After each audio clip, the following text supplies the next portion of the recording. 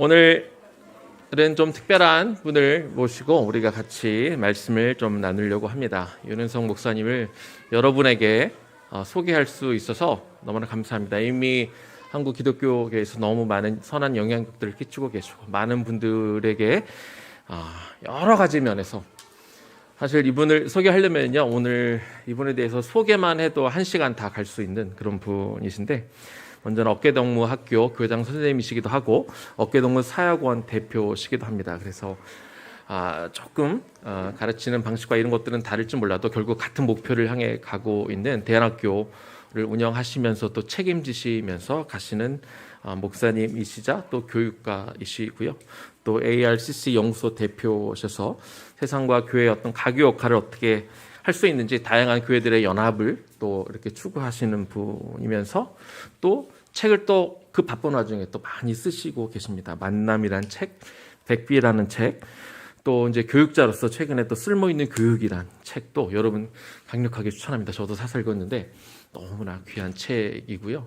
뿐만 아니라 또 신학교를 또 세우셔서 또 후배 양성들에 또 힘쓰시고 또 앞으로 통일 이후로 어떻게 하면 북한에 있는 또 교회를 또 학교를 세울까 또 고민하며 그것들을 또 연구하고 또 거기에 사람들을 또 모집하고 이렇게 또 연합체를 또 세워가시는 정말 몸이 한 10개는 있으셔야 이 사역을 감당할 것 같은데 정말 귀하고 다양한 많은 분야에 있어서 한국교회에 정말 귀중한 보배처럼 그 역할을 감당하고 계십니다. 오늘 윤은성 목사님 나와서 말씀 전하실 때 또 하나님의 큰 은혜가 있기를 소원합니다. 우리 박수로 우리 윤은성 목사님 진행하도록 하겠습니다.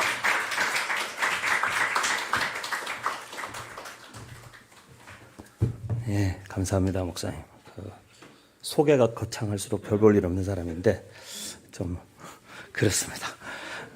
원래 유명한 사람은 한마디만 하면 되는데 이렇게 말이 소개가 긴 걸 보니까 제가 아직 공부가 부족한 것 같습니다. 오늘 저는 한 절 말씀을 가지고 여러분과 함께 대화 좀 이렇게 이야기를 나누고 싶은데요. 잠언 22장 6절에 있는 말씀입니다. 마땅히 행할 길을 아이에게 가르치라. 그리하면 늙어도 그것을 떠나지 아니하리라. 저희가 교육을 하는 이유 또는 교육의 보람을 느끼는 경우는 언제냐면 가르쳤을 때 우리 졸업생들이나 제자들이 그렇게 살고 있는 걸 발견했을 때 가장 기쁘죠. 부모님들도 마찬가지죠. 자녀들 교육하고 가르치는데 아이들에게 이게 정말 중요해라고 엄마 아빠가 얘기했는데 아이가 그 중요한 걸 막 내팽개치면 되게 속상하죠. 근데 부모님들이 중요하다고 이야기한 것을 아이들이 지키면서 살아가는, 야, 네가 정말 그걸 기억하고 있구나. 네가 정말 그걸 염두에 두고 있구나. 네가 정말 그게 너 삶의 중심이 되어 있구나. 그걸 볼 때 부모님들도 그 인생의 보람을 느끼는 거죠. 인생의 보람을 느끼는 건데, 오늘 잠언 22장 6절에 있는 말씀처럼 어린 아이에게 무엇을 가르쳤는데 그것이 늙어도 그것을 떠나지 아니한다 라는 것만큼 우리가 원하는 게 어디 있겠습니까? 근데 이게 어린아이와 이 늙은이 사이를 이어주는 것이 뭘까? 라고 한다면 제가 볼 때는 거기에는 사람들은 말씀이요 이렇게 보통 교회 다니는 분들은 얘기합니다. 그런데 말씀이 맞는데 말씀을 포함한 사실은 이제 공부의 습관이죠, 습관. 근데 이제 여기 보면 마땅히 행할 길이라고 할 때 이 길이라는 표현이요, 우리가 걸어 다니는 길을 의미하는 게 아니고 이 길은 어떤 습관 그리고 태도, 어떤 이런 마음가짐, 어떤 그런 의미를 갖고 있죠. 그렇기 때문에 마땅히 행할 길이라는 것은 어려서부터 마땅히 갖춰야 되는 어떤 태도와 습관과 마음가짐과 이런 것들을 아이들에게 심어주면 늙어도 아이들이 그것을 떠나지 않는다. 그런 뜻이라고 볼 수가 있겠죠. 우리가 뭐 신약에서 기도에 대해서 많이 얘기할 때 예수님께서 습관을 쫓아 한적한 곳에 가서 기도하셨다라는 그 습관이라는 말이 여기에 나오는 길이라는 말하고 같은 단어입니다. 그렇기 때문에 보면은 거기다 습관과 이 길은 굉장히 밀접한 관계가 있다라는 걸 우리가 알 수 있겠죠. 그래서 뭐 예레미야 22장 21절 말씀에 보면 그런 말씀이 있습니다. 네가 평안할 때에 내가 너에게 말하였으나 내 말이 나는 듣지 아니하리라. 말 안 듣겠다는 얘기죠. 아니하리라 하였나니 이유가 뭐냐면 네가 어려서부터 내 목소리를 청종하지 아니함이 내 습관이라 그렇게 말했어요.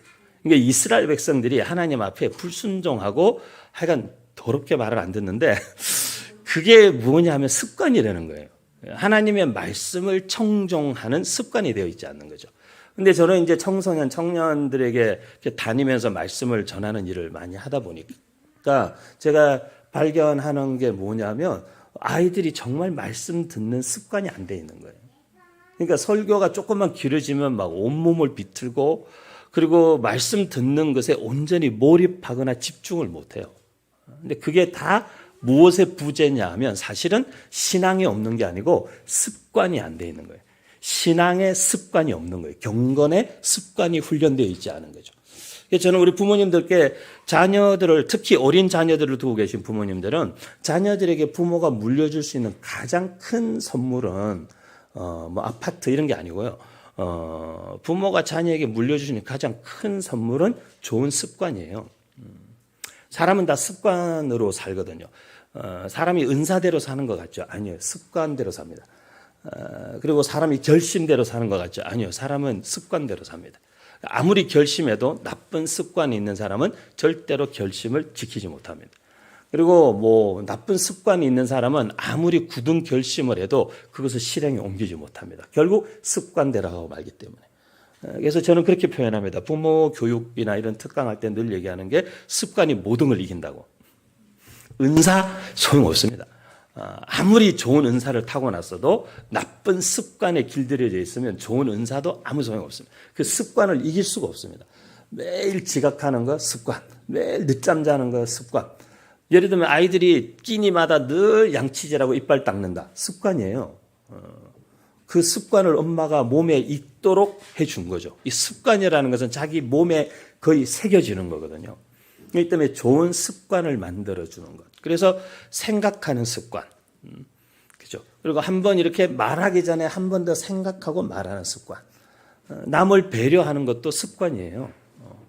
계속적으로 어떤 상황에서 다른 사람들을 배려하는 계속적인 반복적인 훈련을 받은 아이들은 배려가 몸에 배는 거죠. 몸에 배면 그것을 습관이라고 하는 거예요. 그래서 좋은 습관을 만들어주는 게 아이들에게 줄 수 있는 가장 큰 선물이에요. 공부, 독서 다 습관이에요. 우리가 이렇게 독서에 대해서 강조하는 말 중에 독서 100편 의자현 그런 말이 있잖아요. 무슨 책이든지 간에 100번을 읽으면 스스로 그 뜻이 다 드러나고 깨닫게 된다. 그런 뜻이죠. 그런데 그 읽는 것이 굉장히 중요한데 그 읽는 것도 습관이에요. 독서도 사실은 습관입니다. 성경에 보면 예수님께서 기도하는 거나 이스라엘 유대인들이 하나님의 말씀을 읽고 그 하나님의 말씀을 공부하는 것은 그들에게 습관이에요. 습관. 그래서 우리가 부모님들이 자녀들에게 좋은 습관을 물려주는 것. 이것이 가장 큰 유산을 물려주는 거고 다른 아무리 좋은 유산을 물려줘도 아이들이 나쁜 습관을 갖고 있으면 그걸 다 홀라당 까먹고 마는 거죠.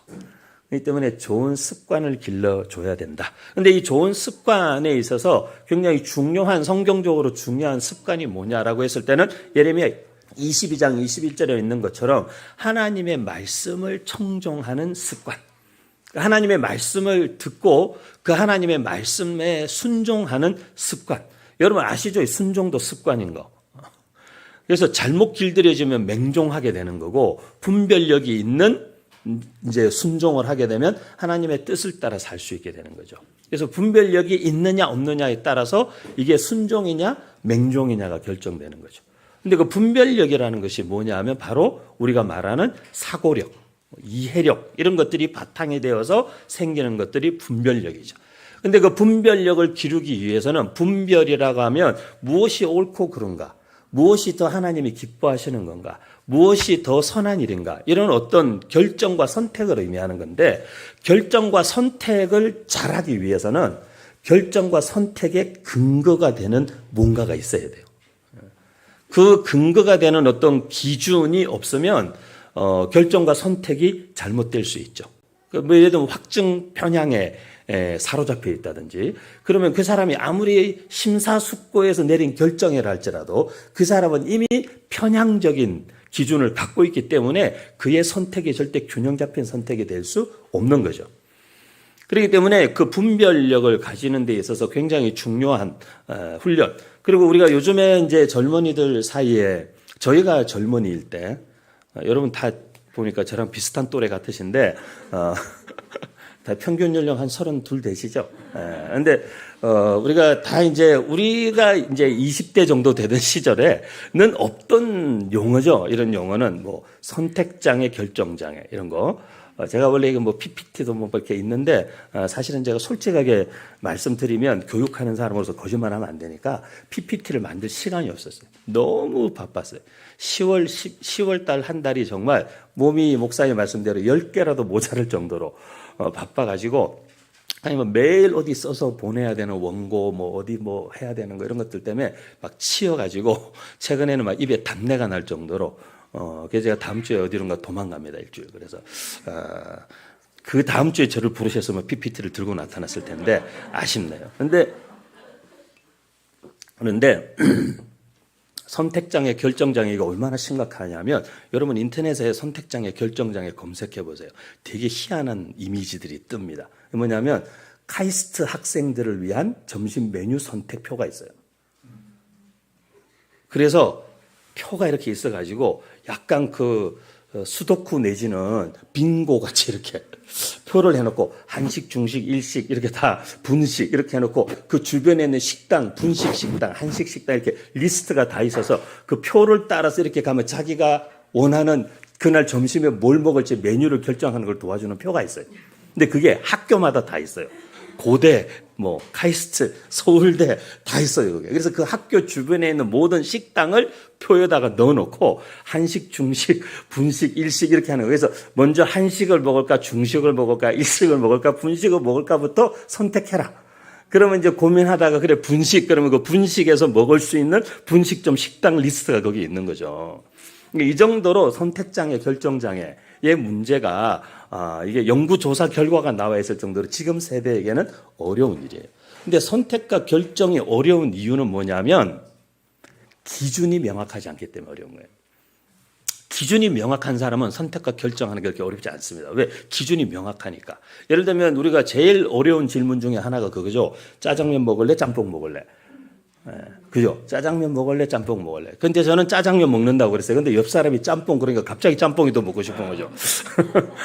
그래서 이제 우리나라에만 있는 독특한 그 옛다 둘 다 먹어라. 이렇게 해서 짬짜면 이런 게 이제 그릇을 반으로 쪼개가지고 세상 천지에 그런 게 나오는 거죠. 그런 게 나오는 건데, 저는 기준이 되게 명확합니다. 비 오면 짬뽕, 안 오면 짜장. 이렇게. 그러니까 뭔가를 선택하고 이런 것도 되게 놀라운 것인 것 같은데, 근데 뭔가를 선택하고 결정하는 데 있어서 기준이 확고한 사람은 선택과 결정이 빠릅니다. 왜? 평소에 그거에 대해서 충분히 고민하고 자기 나름의 기준을 설정해놨기 때문이죠.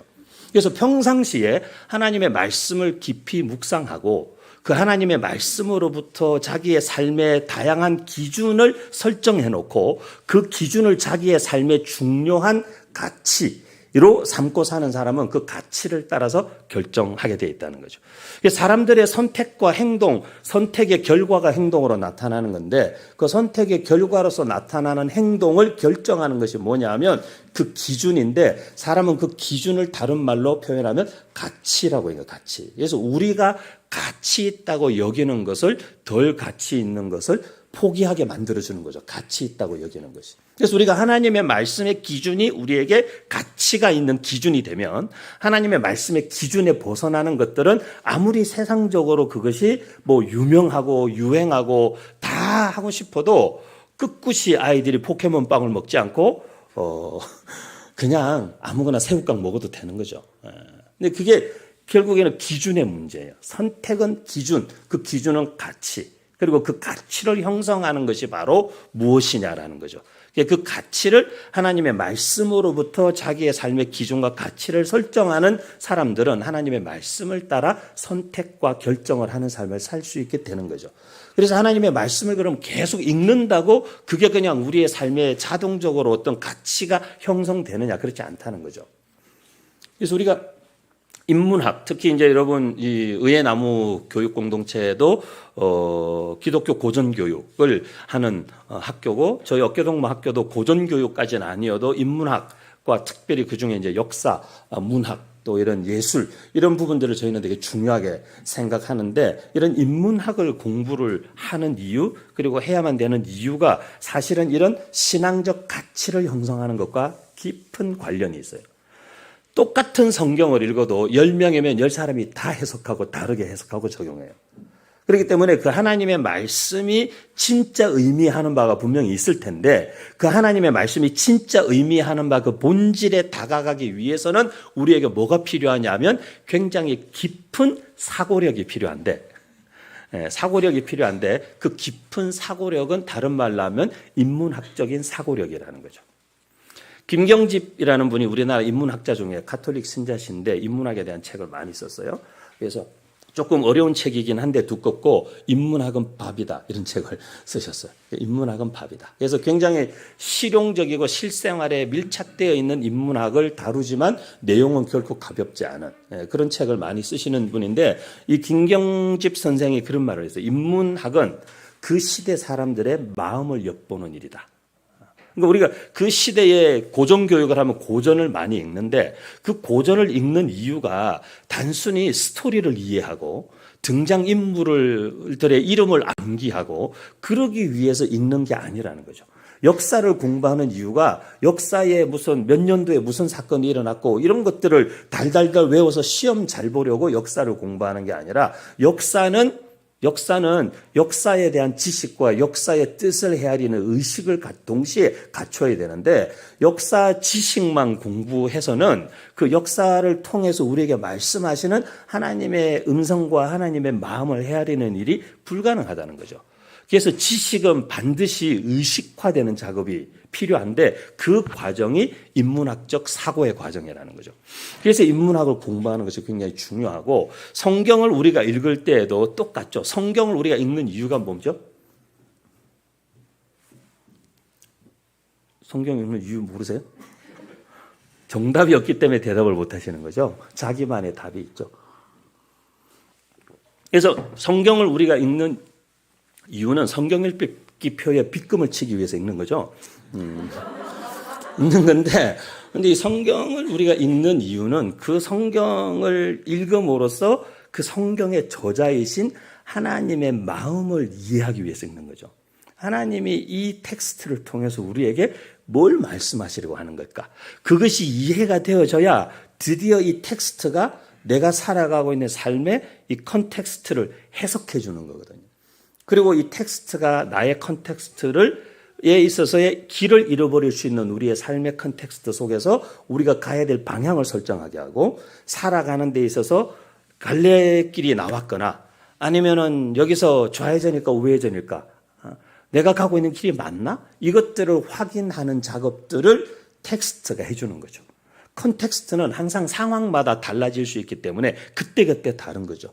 달라질 수 있지만 그 가운데 중심과 내가 가야 되는 길, 그 트랙에서 벗어나지 않도록 우리를 계속 유지시켜주고 잡아주는 것이 바로 텍스트이기 때문에 우리가 하나님의 말씀을 보는 건데, 그래서 텍스트를 제대로 바르게 이해한다라는 말의 뜻이 인문학적 사고력으로 하나님의 말씀을 읽고 이해한다는 거죠.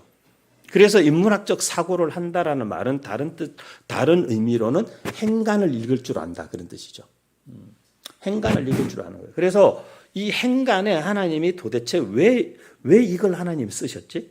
하나님 왜 이 성경을 여기다가 하나님 꼭 기록하기를 원하셨을까? 그리고 이 사건이 굳이 왜 생뚱맞게 여기에 들어가 있는 걸까? 그 안에 담겨 있는 하나님의 마음은 도대체 무엇일까라는 걸 엿볼 수 있는 눈, 그 엿볼 수 있는 사고력을 갖춰야 말씀도 사실은 제대로 이해할 수 있다는 거죠. 그래서 저는 인문학적 사고가 없는 사람이 하나님의 말씀을 저는 똑바로 이해할 수 있다고 절대로 생각하지 않아요. 절대로 생각해요. 불가능합니다, 사실은. 불가능해요. 그러면 이제 이분은 우리가 말하는 아전인수, 자기 내키는 대로 성경을 자기 마음대로 자기 기분대로 마음대로 자기한테 갖다 붙여서 해석하는 거죠. 그리고 자기를 정당화시키는데 말씀을 사용하고 다른 사람들을 지적질하는데 말씀을 사용하고 전혀 하나님이 말씀을 기록하신 의도와 관계없이 말씀을 읽고 마음대로 사용하고 활용하는 거죠. 하나님의 의도와 아무 관계가 없어요. 근데 그것을 우리가 놓치지 않기 위해서는 하나님의 말씀을 읽는데도 필요한 것이 뭐냐면 인문학적 소양 또는 인문학적 사고력이 필요하다는 거죠. 그래서 하나님의 마음을 헤아리는 것. 그 마음을 헤아리기 위해서 이 텍스트를 온전히 이해하기 위해서 우리가 히브리어도 공부할 수 있고 헬라어도 공부할 수 있고 공부할 수 있죠. 그래서 제가 쓸모있는 교육책에서 말했지만 우리가 소위 말하면 고정교육에서 말하는 어떤 이런 고정교육의 뭐 트리비움이라든지 이런 게 다 뭐 3학문이나 7학문이나 다 마찬가지인데 그 기초는 결국에는 보니까 4가지가 다 하더라. 그래서 제가 쓸모있는 교육에서 공부의 기초는 이 4가지만 하면 된다. 읽기, 생각하기, 쓰기, 말하기. 그래서 모든 공부는 이걸로 다 할 수 있다. 근데 너무 우리가 공부를 복잡하게 생각해서 그렇죠. 공부는 아주 단순한 기초를 반복적으로 함으로써 그 반복적인 공부의 기초가 단단한 사람이 공부를 잘하게 되는 거죠. 읽기를 잘하는 사람. 저희 학교 학생들에게도 제가 늘 강조합니다. 얘들아, 지금은 제일 힘든 게 읽기, 쓰기, 읽기, 생각하기, 쓰기, 말하기일 텐데 이걸 계속적으로 반복해서 훈련해서 이게 너희들 삶에 딱 견고하게 기초를 잡으면 20살 이후 대학 이후에 너희의 모든 공부는 이 4가지로 다 하는 거라고. 대학 가면 읽어야 돼요. 이만큼 두꺼운 대학 교과서 다 읽어내야죠. 그러니까 읽어낼 줄 아는 능력이 없으면 대학 공부할 수가 없어요. 읽었는데 무슨 말인지 이해를 못해. 그럼 읽은들 무슨 소용이 있습니까? 그러니까 그걸 이해할 수 있는 사고력이 필요하죠. 이 생각의 힘이 필요하죠.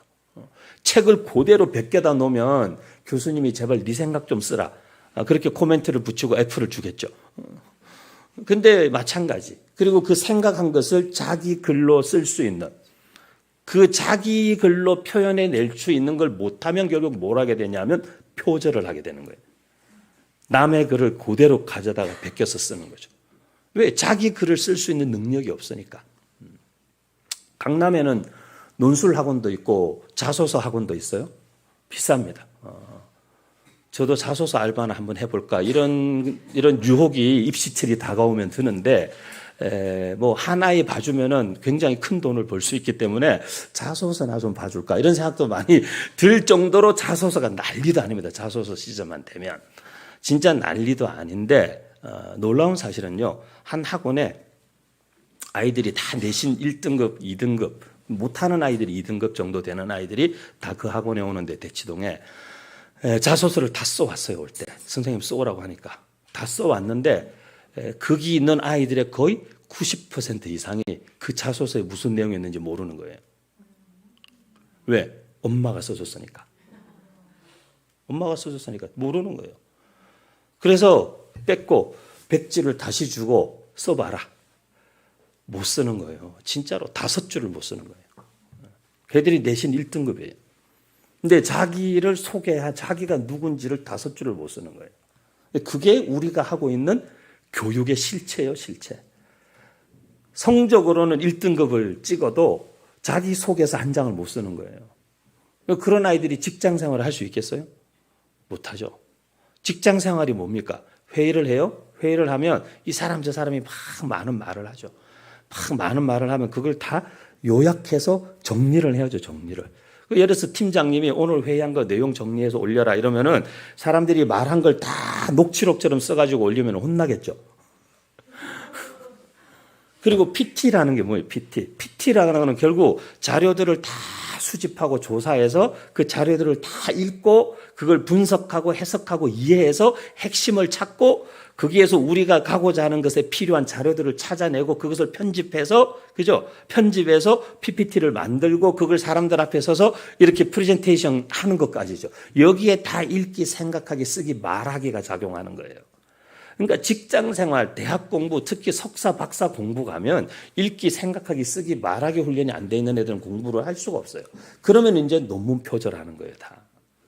논문도 다 표절하게 되고 말도 되지 않는 엉터리 같은 논문들을 쓰게 되는 거죠. 그리고 그냥 어떻게 학위 하나 얻어 걸치고 나와가지고 이력서에 그 한 줄은 더 썼을지 모르지만 걔는 직장생활 하는 내내 그런 이야기를 뒤에서 수군대겠죠. 박사 학위를 어디서 했을까? 뭐 이런 얘기를 계속 듣게 되겠죠. 제 박사 맞아. 뭐 이런 얘기를 계속 듣게 되겠죠.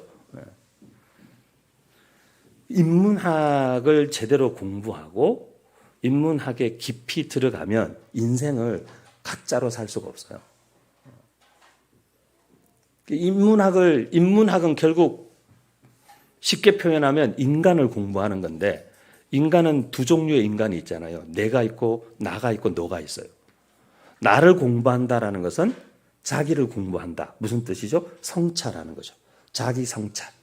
지금 시대에 많은 사람들의 가장 큰 문제는 뭐냐? 특히 요즘 애들이 가장 싫어하는 그 소위 꼰대라는 부류에 속하는 사람들의 공통적인 특징이 뭐냐면 자기 성찰이 안 되는 거예요. 자기가 지금 선을 넘었다는 걸 모르는 거죠. 자기의 지금 말이 선을 넘었고 자기의 지금 행동이 선을 넘었고 자기가 지금 말하고 있는 게 이 친구들의 하고 컨텍스트가 완전히 벗어나 있고 이것 자체를 스스로 인지 못하는 거죠. 그런 사람을 소위 젊은 아이들이 꼰대라고 말하는 거죠. 그건 성찰이 안 되는 거예요. 자기 성찰이 안 되는 거죠. 근데 인문학의 가장 기본은 자기 성찰이에요. 그리고 인문학의 또 다른 대상인 나와 너를 공부한다라는 것은 사실은 이건 관계성에 대한 이야기죠. 관계성. 그 사람의 마음을 헤아리고 그 사람의 얼굴 표정의 뒤에 있는 그의 감정을 헤아리고 그 마음을 읽을 줄 아는 거죠. 그게 인문학을 공부하는 중요한 이유죠, 사실은. 신앙도 마찬가지예요. 마틴 부버라는 사람이 나와 너라는 책에서 이 세상의 모든 관계는 나와 너. 그래서 이 세상의 모든 참된 삶은 만남으로 규정된다. 왜? 나라는 존재가 있다라는 것을 증명해 줄 수 있는 존재는 너밖에 없기 때문에. 그래서 너가 있기 때문에 내가 있고 내가 있기 때문에 네가 있는 거다. 그 만남이 성립되는 거죠. 그런데 그러면 이 세상의 모든 인류의 인간사의 이 비극과 모든 갈등과 어려움들은 어디에서부터 파생되는가? 나와 너의 관계가 I and you의 관계가 I and it의 관계로 전락할 때 생기는 문제다. 그러니까 사람을 관계적 존재로 바라보지 않고 도구나 수단화시킬 때 거기서 모든 비극과 갈등이 발생한다는 거죠. 그리고 이 모든 만남과 관계성에 있어서의 가장 깊은 본질은 I and thou의 만남에 있다. 나와 절대자와의 만남에 있다. 그게 이제 마틴 부부의 나와 너라는 책의 전반적인 전체적인 아주 내용을 핵심적으로 간추리면 그렇게 되는 건데, 근데 이거 되게 얇은 책이에요. 얇은 철학자가 쓴 책인데 이 얇은 책 하나에 우리 인간사의 거의 모든 내용이 다 함축적으로 들어가 있죠. 그게 이제 나와 너라는 책으로 나와 있고 그게는 만남과 관계성의 중요성이라. 근데 이 인문학에 있어서의 나와 너라는 이 주제는 나와 너의 관계가 성립이 되고 온전한 만남과 관계성이 될 때 우리라는 공동체가 형성이 될 수 있는 건데, 그러니까 우리 아이들이 사회생활에 잘 적응하지 못한다. 그러면은 그게 다른 것의 부재가 아니라 인문학적 소양의 부재인 거예요. 다른 친구의 마음을 헤아리고 읽는 훈련과 연습이 안 돼 있는 거죠. 자기에게 너무 과몰입되어 있는 거죠. 그래서 조금 의식을 열어서 다른 사람들이 눈에 들어봐야 되고 다른 사람들의 마음이 이렇게 내게 와닿아야 되는데 그게 안 되는 거죠. 근데 그거는 왜 안 되느냐? 그거는 개발해 주지 않았기 때문에 안 되는 거예요. 개발해 주지 않았기 때문에. 그래서 어려서부터 어떤 습관들을 몸에 가지게 하는 것, 이것은 늙어서도 그 길을 떠나지 않게 하는 가장 확실하고 분명한 방법인데, 그것에 있어서 가장 기초와 기본은 하나님의 말씀이라는 그 기본에서부터 벗어나고 떠나지 않도록 하나님의 말씀을 읽는 습관, 하나님의 말씀의 뜻이 그러한가 베레아 사람들처럼 깊이 묵상하고 생각하고 고민하는 습관, 그리고 그 하나님의 말씀으로부터 온 자기에게 주신 하나님의 마음들을 기록하고 적어 나가는 습관, 그리고 그 하나님의 말씀을 사람들에게 때를 얻든지 못 얻든지 전하고 가르치는 훈련, 이런 것들이 지속적으로 반복적으로 계속 일어나면 사실은 아이들이 그 길에서 쉽게 떠나지 않는다는 거죠. 저도 제가 생각해 보면 제가 목사 아들로 태어나서 자라면서 그때는 아버지가 제가 이제 국민학교 5학년 때, 여러분 다 초등학교 세대시죠? 저는 국민학교 5학년 때 저희 아버지가 개척을 하셨어요. 근데 큰 교회 담임을 하시다가 그만두시고 개척을 하셨는데, 개척을 하니까 그 교인이 저희 식구들밖에 없는 거예요. 그래서 저희 아버지가 저희 공부하는 책상을 갖다 놓고, 강대상이 없으니까 공부하는 책상을 강대상으로 놓고, 여기 바닥에 의자도 없으니까 이런 바닥도 아니고 데코 타일도 안 붙어 있는 그냥 시멘트 같은 도끼다시라고 하세요? 그 바닥에 이제 옛날에 그 여러분 밍크 담요라고 아세요? 네, 아시는구나. 연식이 좀 되셨구나. 근데 이 빨간색 밍크 담요를 깔고 거기에 이제 어머니하고 저희 사남매인데, 사남매가 앉아서 저희 아버지의 설교를 듣는 거죠. 이제 이렇게 예배를 드리는 거죠, 같이. 예배를 드리고 이제 어머니께서 헌금 바구니 돌리시고, 이제 저희가 다 주머니 돈이 쌈짓돈이라고 다 우리 돈 헌금하고 뭐 이렇게 교회를 처음에 시작을 한 거죠. 그렇게 교회를 개척을 하셨는데, 그러니까 이제 우리 같은 목회자 자녀들은 이게 교회 내에서 승진이 굉장히 빨라요. 그래서 그냥 주일학교 졸업하면 바로 주일학교 교사가 돼요. 그래서 이제 막 내가 주일학교 졸업했는데 바로 주일학교 교사가 되고, 그때부터 바로 명예로운 성가대원이 되고, 뭐 이렇게 하면서 막, 그리고 중고등부 모든 부서의 부서장을 다 두루 섭렵하면서 이제 막 대단한 활약을 하죠. 막 회장, 총무, 부회장, 막 우리가 다 해먹죠. 막 찬양인도 막 우리가 다 하는 거, 누나는 막 반주 막 다 하는 거죠, 그냥. 이렇게 굉장히 빨라요, 이게. 근데 이게 빠른 만큼 우리 안에 성장이 실제로 있더라는 거죠. 이제 주일학교 졸업했는데 주일학교 교사를 한다. 말이 안 되는 것 같은데, 제가 볼 때는 헛소리도 많이 한 것 같은데, 그래도 계속 가르치면서 제가 배웠던 말씀이 저 안에 더 확실해지는 것은 분명하다는 거죠. 가르치기 때문에. 교학상장이라는 말이 그런 뜻이잖아요.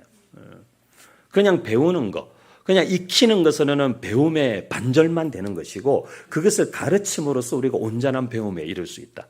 근데 그 교학상장이라는 말도 마찬가지죠. 그렇기 때문에 실제로는 가르쳐 봐야만 진짜 자기 있게 되는 건데, 그 말이 바로 읽기로부터 시작해서 쓰기, 말하기까지 해야, 그래야 이게 여러분 고정교육에서 말하는 그래머와 라직과 레토릭의 단계까지 가야 공부의 한 사이클이 겨우 끝나는 거죠. 근데 대다수는 이 세 기본 단계, 트리비움의 단계, 요 기초 단계도 한 사이클을 안 돌고 공부했다라고 생각하는 거예요. 그거는 반쪽짜리 공부거나 제대로 공부한 게 아니죠, 사실은. 자기께 완전히 되지 않았다는 얘기예요, 사실은. 않았다는 얘기고, 그래서 우리가 이 어려서부터 하나님의 말씀을 읽고 그 하나님의 말씀의 뜻이 무엇인가 생각하고, 그리고 그것을 자기의 말로 묵상 일기를 쓰고, 이 훈련 자체가 사실은 대학원, 박사, 그 이후 직장 생활을 준비시키는 굉장히 중요한 기초가 될 수 있다는 거죠. 근데 보통은 부모님들은 그런 거 시키면, 야, 이왕이면 말씀 묵상 노트를 쓰지 말고 우리 애가 뭐 톨스토이, 도스토옙스키 이런 걸 묵상 노트를 쓰기를 원하는 거죠.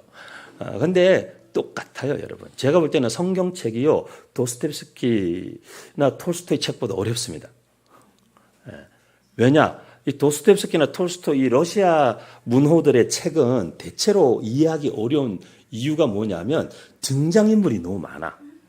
그런데 이름도 다 이상하고 비슷해. 다 이놈의 새끼, 저놈의 새끼, 막 이런 스키, 막 이런 것들이 너무 많이 나오고, 그러니까 이해하기도 되게 그 이름을 다 비슷비슷해. 그렇지 않아, 얘들아? 그래서 읽어도 한참 읽다 보면 이놈이 저놈 같고 저놈이 이놈 같고, 이제 머릿속에서 막 헷갈리는 거죠. 까라바조프가의 형제들, 그렇게 대단한 책이라는데 읽으면 막 짜증이 엄청나죠. 너무 짜증나요. 너무 많은 사람이 등장하고 다 비슷하니까 너무, 근데 그런 것 같지만 제가 볼 때는 성경에 훨씬 더 많은 사람이 등장해요. 성경에 훨씬 더 많은 사람이 등장하고 훨씬 더 긴 역사를 다루고 훨씬 더 많은 나라가 등장하고 아주 그냥 미칠 것 같아요, 그냥. 그래서 사실은 성경이 굉장히 어려운 책이에요. 근데 이런 성경을 그냥 무작정 읽으면 이해가 될 거라고 생각하는, 막 성령님이 계시를 주시면 갑자기 다 이해될 거라고 생각하는 것은 굉장히 무식한 방법이라는 거죠. 저는 직통 계시를 인정하는 사람인데, 그럼에도 불구하고 직통 계시는 하나님이 우리에게 계시해 주신 하나님의 말씀에 근거해 있어야 되죠. 그러면 이 직통 계시가 오늘 뭔가 이렇게 전기 같은 느낌과 함께 온 이 느낌이 도대체 누구에게서부터 온 것인가를 알기 위해서는 진짜 계신 하나님의 말씀에 대한 이해가 없이는 이것이 내 생각인지 주님께로부터 왔는지 잡생각인지 이게 알 수 있는 길이 없는 거예요. 그렇기 때문에 결국에는 모든 생각과 사고의 기초에 하나님의 말씀을 읽고 묵상하고 그것을 생각하고 자기 내면화시키는 이 말씀 묵상, 또는 무슨 렉시오 디비나도 좋고 거룩한 독서가 됐건 뭐라고 이름을 붙이든지 간에 그것을 지속하고 반복함으로써 우리 안에 소위 말하면 인문학적 사고력으로 충분히 소화된 하나님의 말씀에 대한 이해, 선이해가 없이는 우리가 그 뒤에 받아들이는 지식과 경험과 그 어떤 것도 옳고 그름이 무엇인지를 분별할 수 있는 길이 없는 거예요. 왜? 기준이 없기 때문에, 기준이. 그러니까 제가 청년들을 25년 넘게 가르쳤는데 청년들이 가장 어려워하는 게 뭐냐면 교회를 평생 다녀 모태신앙이야. 그런데 30, 40이 되면 될수록 더 어려운 거죠. 뭘 선택하고 결정한다는 게. 이럴 때는 어떻게 해야 되죠? 저럴 때는 어떻게 해야 되죠?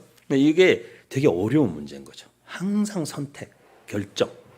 근데 그 선택과 결정이 갈수록 쉬워지려면 하나님의 말씀의 기준이 우리 안에 확고하고 구체적일수록 그 선택과 결정이 쉬워지고, 그리고 그것이 우리가 시간이 흐르면서 선택과 결정을 하나님의 말씀의 기준을 따라서 하는 것이 훈련되면 될수록 나이가 들어갈수록 선택과 결정이 어느 정도 이렇게 자동화되기 시작해요. 그리고 본능적으로 알아요. 하나님이 기뻐하시는 게 어떤 선택인지. 왜? 이게 삶의 경건의 습관처럼 자리 잡아 있기 때문에. 그래서 이 훈련을 우리 자녀들에게 시키는 것. 그리고 그 하나님의 말씀을 청종하는 습관이 들어있으면 이게 아이들의 인생에 가장 큰 복이 된다는 거죠. 그것이 평생 늙어서까지 그 아이들의 인생을 자기가 머물러야 하는 길에 계속 머물게 해주는 기초가 되고 힘이 된다. 이게 굉장히 중요합니다. 그래서 하나님의 말씀을 읽을 때에도 우리가 인문학적인 접근을 하는 것이 굉장히 중요합니다. 그래서 정말 하나님께서 왜, 그리고 이걸 통해서 하나님의 마음을 우리의 마음에 깊이 담아내는 훈련들을 해야 우리가 소위 말하면 이번에도 이제 예를 들어서 이태원 참사 이런 게 벌어졌을 때 이걸 참사라고 부를 거냐, 사건이라고 부를 거냐, 사고라고 부를 거냐. 이것도 선택의 문제죠. 근데 이걸 참사라고 받아들이는 사람들은 이게 남의 일 같지 않은 거죠. 남의 일 같지 않은 거죠. 내 자식이 거기에 가 있지는 않았지만 그 아이들이 다 내 자식같이 생각되는 거죠. 저같이 청년 목회 오래 한 사람은 청년 한 명이 공장에서 기계에 껴서 죽었다. 청년 한 명이 일하다가 강판에 깔려서 어떻게 됐다. 그게요, 진짜 저한테는 이게 그 한 순간에는 이렇게 세상을 살아야 되는 이유가 이렇게 상실되는 느낌이 있거든요. 내 제자도 아니지만, 내 자식도 아니지만, 청년이라는 그 한 존재가 청년 사역자로 25년, 30년을 살아온 저한테는 그 한 존재는 저한테는 거의 전부 같은 거죠, 사실은.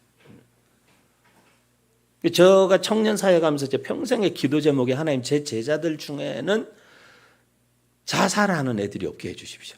그게 늘 기도예요. 왜? 저는 저한테 말씀을 배우고 가르침 받은 친구가 스스로 목숨을 끊었다. 그러면 제가 정말 견디기 힘들 것 같은 거예요. 정말 견디기 힘들죠. 그래서 제가 청년 공동체 가는 데마다 늘 얘기합니다. 얘들아, 인생 살다 보면 죽고 싶을 때가 있다고. 그죠? 인생 살다 보면 죽고 싶을 때가 있어요. 그죠? 사람은 누구나 인생 살다 보면 죽고 싶을 때가 있는데 한 가지만 부탁하자. 죽기 전에 나한테 전화 한 통화만 하고 죽어라. 그래서 번호 불러줍니다. 010-4866-1391 다 적어라 빨리. 다 저장해.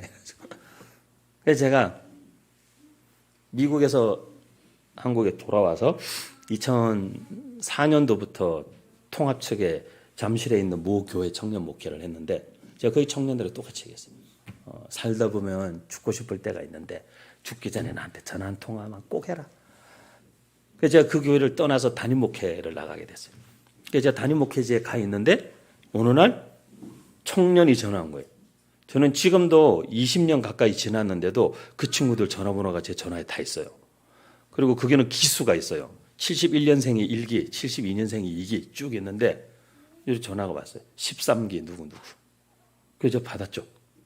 누구야 웬일이냐 그랬더니만은 얘가 저한테 그러는 거예요. 목사님 제가 지금 잠실대교에 있다는 거예요. 그래서 제가 빨리 다른 애들한테 잠실에 사는 애들한테 카톡을 했어요. 야 지금 누구가 잠실대교에 있단다. 내가 전화통화하고 있는 동안에 빨리 가라. 그 중에 한 3명이 택시를 타고 간 거예요. 그래서 걔를 붙잡아서 데리고 왔어요. 걔는 지금까지 살아있죠. 어떻게 보면 그냥 한 인간이라는 존재가 우리가 그 존재에 어떤 의미를 부여하느냐에 따라서 그 존재는 내 인생의 전부일 수도 있고 나와 아무 관계없는 사람일 수도 있는데 그런 모든 관계 설정하는 훈련과 그 모든 것들이 사실은 다 인문학적 감수성하고 관계가 있는 거예요. 인문학적인 사고력과 함께 우리 안에 인문학적인 감수성이 필요해요. 코로나를 겪으면서 제가 볼 때 우리 교회 안에 굉장히 부재하다. 교회가 이 부분에 참 약하다라고 제가 생각하는 게 뭐냐면 소위 말하는 사회적 감수성이에요. 이 사회가 자기를 어떻게 생각하는지 전혀 모르는 거죠. 꼰대처럼. 전혀 모르는 거죠. 이 사회는 저 이상한 또라이들 이렇게 보고 있는데 우리는 되게 우리가 교양있다고 생각하는 거죠. 그리고 우리가 되게 거룩하고 우리가 되게 우아하게 주의 뜻을 따라 잘 산다고 생각하는 거죠. 근데 가끔씩 예수 믿는 사람들이 또라이 취급받는 시대가 있었어요. 성경에도.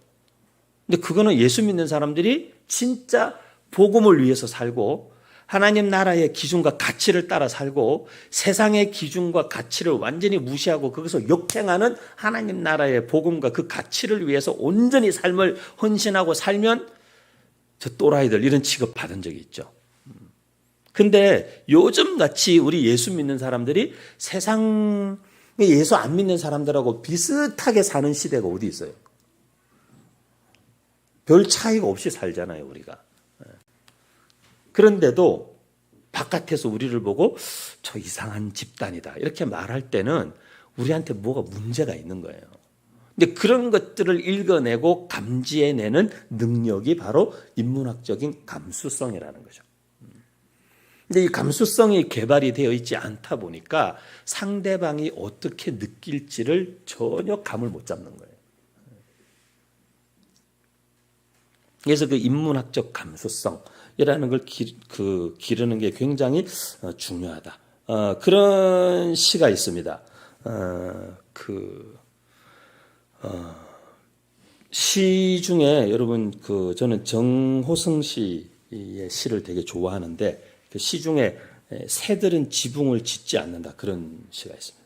근데 그 시의 내용을 보면 되게 제가 그 시를 읽다가 이렇게 뭐라 그럴까 시 끝에 가서 눈물이 이렇게 뚝 떨어진 시가 이 새들은 지붕을 짓지 않는다라는 시예요. 근데 이 새들은 지붕을 짓지 않는다라는 시를 정호승 씨가 썼는데 그 시가 이렇게 내용이 이래요. 새들은 지붕을 짓지 않는다.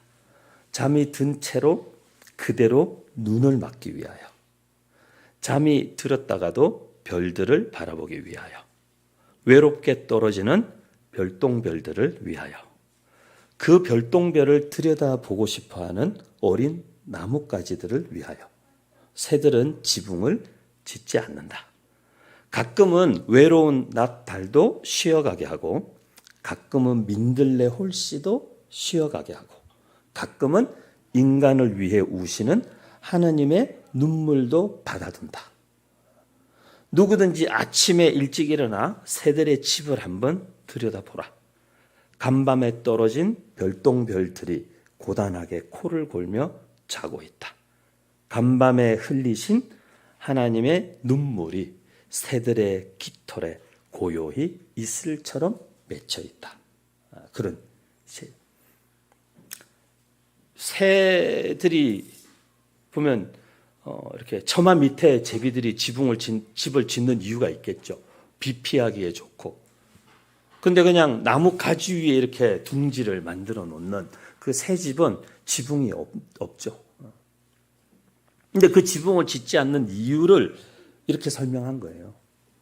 그냥 낮 달도 좀 가끔 쉬어가고, 민들레 홀씨도 바람에 흩날려 다니지만 그렇게 떠돌아 다니다가 어지럽고 피곤하면 좀 쉬어가고, 그렇게 보는 거죠. 근데 가끔은 인간을 위해 우시는 하나님의 눈물을 받아두기 위해서, 하나님의 눈물을 받아두기 위해서. 그리고 아침에 일어나 새 집을 한번 들여다봐라. 고단하게 코를 골며 자고 있는 별똥별, 그리고 간밤에 흘리신 하나님의 눈물이 새들의 깃털에 고요히 이슬처럼 맺혀 있다.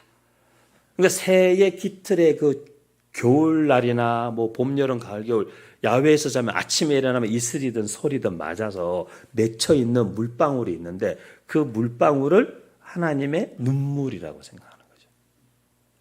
이제 하나님의 눈물이 왜 이게 하나님의 눈물일까?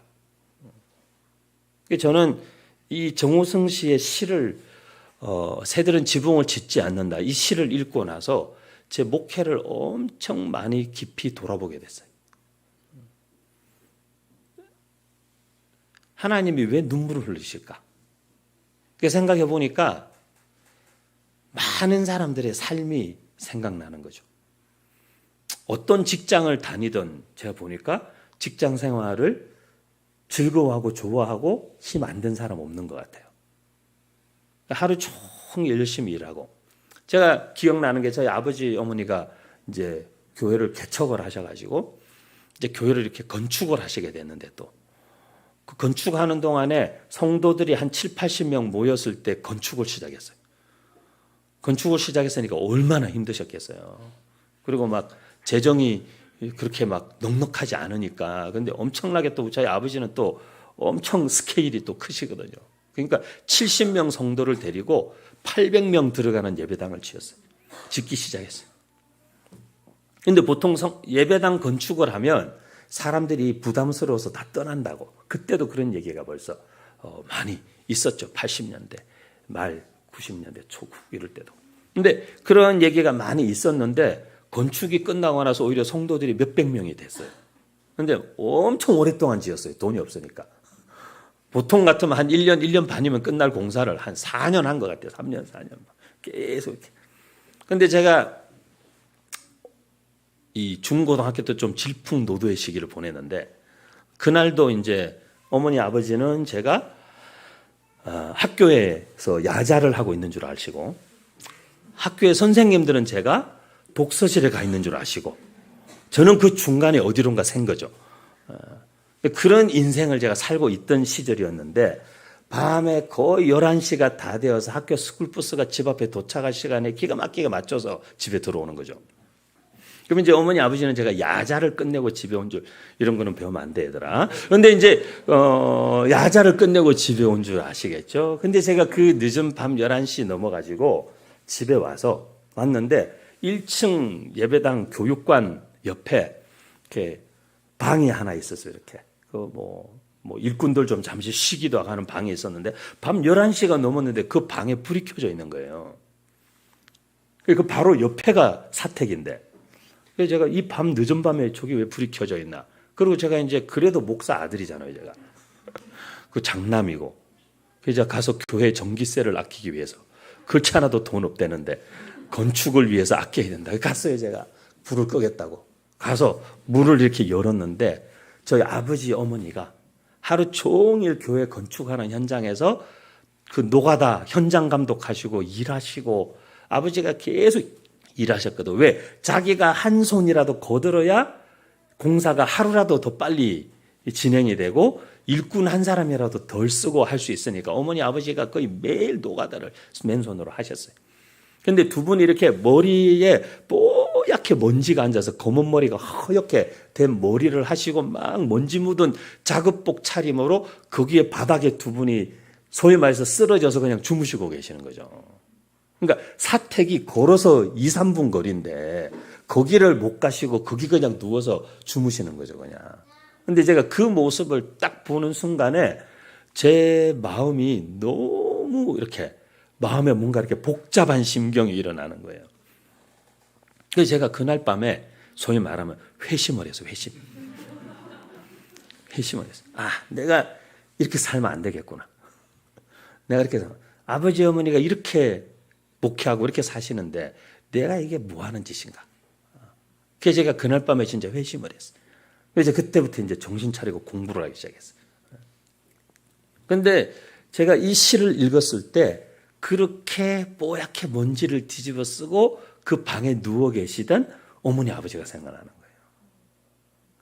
그리고 그런 사람들이 얼마나 많을까 이 세상에. 하루를 그냥 있는 힘껏 수고하고 거의 기진맥진한 상태로 방에 들어와서 저희 아내도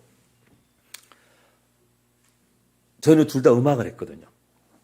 저희는 둘 다 작곡 전공했는데 근데 저희 아내도 클래식 음악을 전공하고 뭐 대학원까지 다 하고 그리고는 사모가 된 거죠.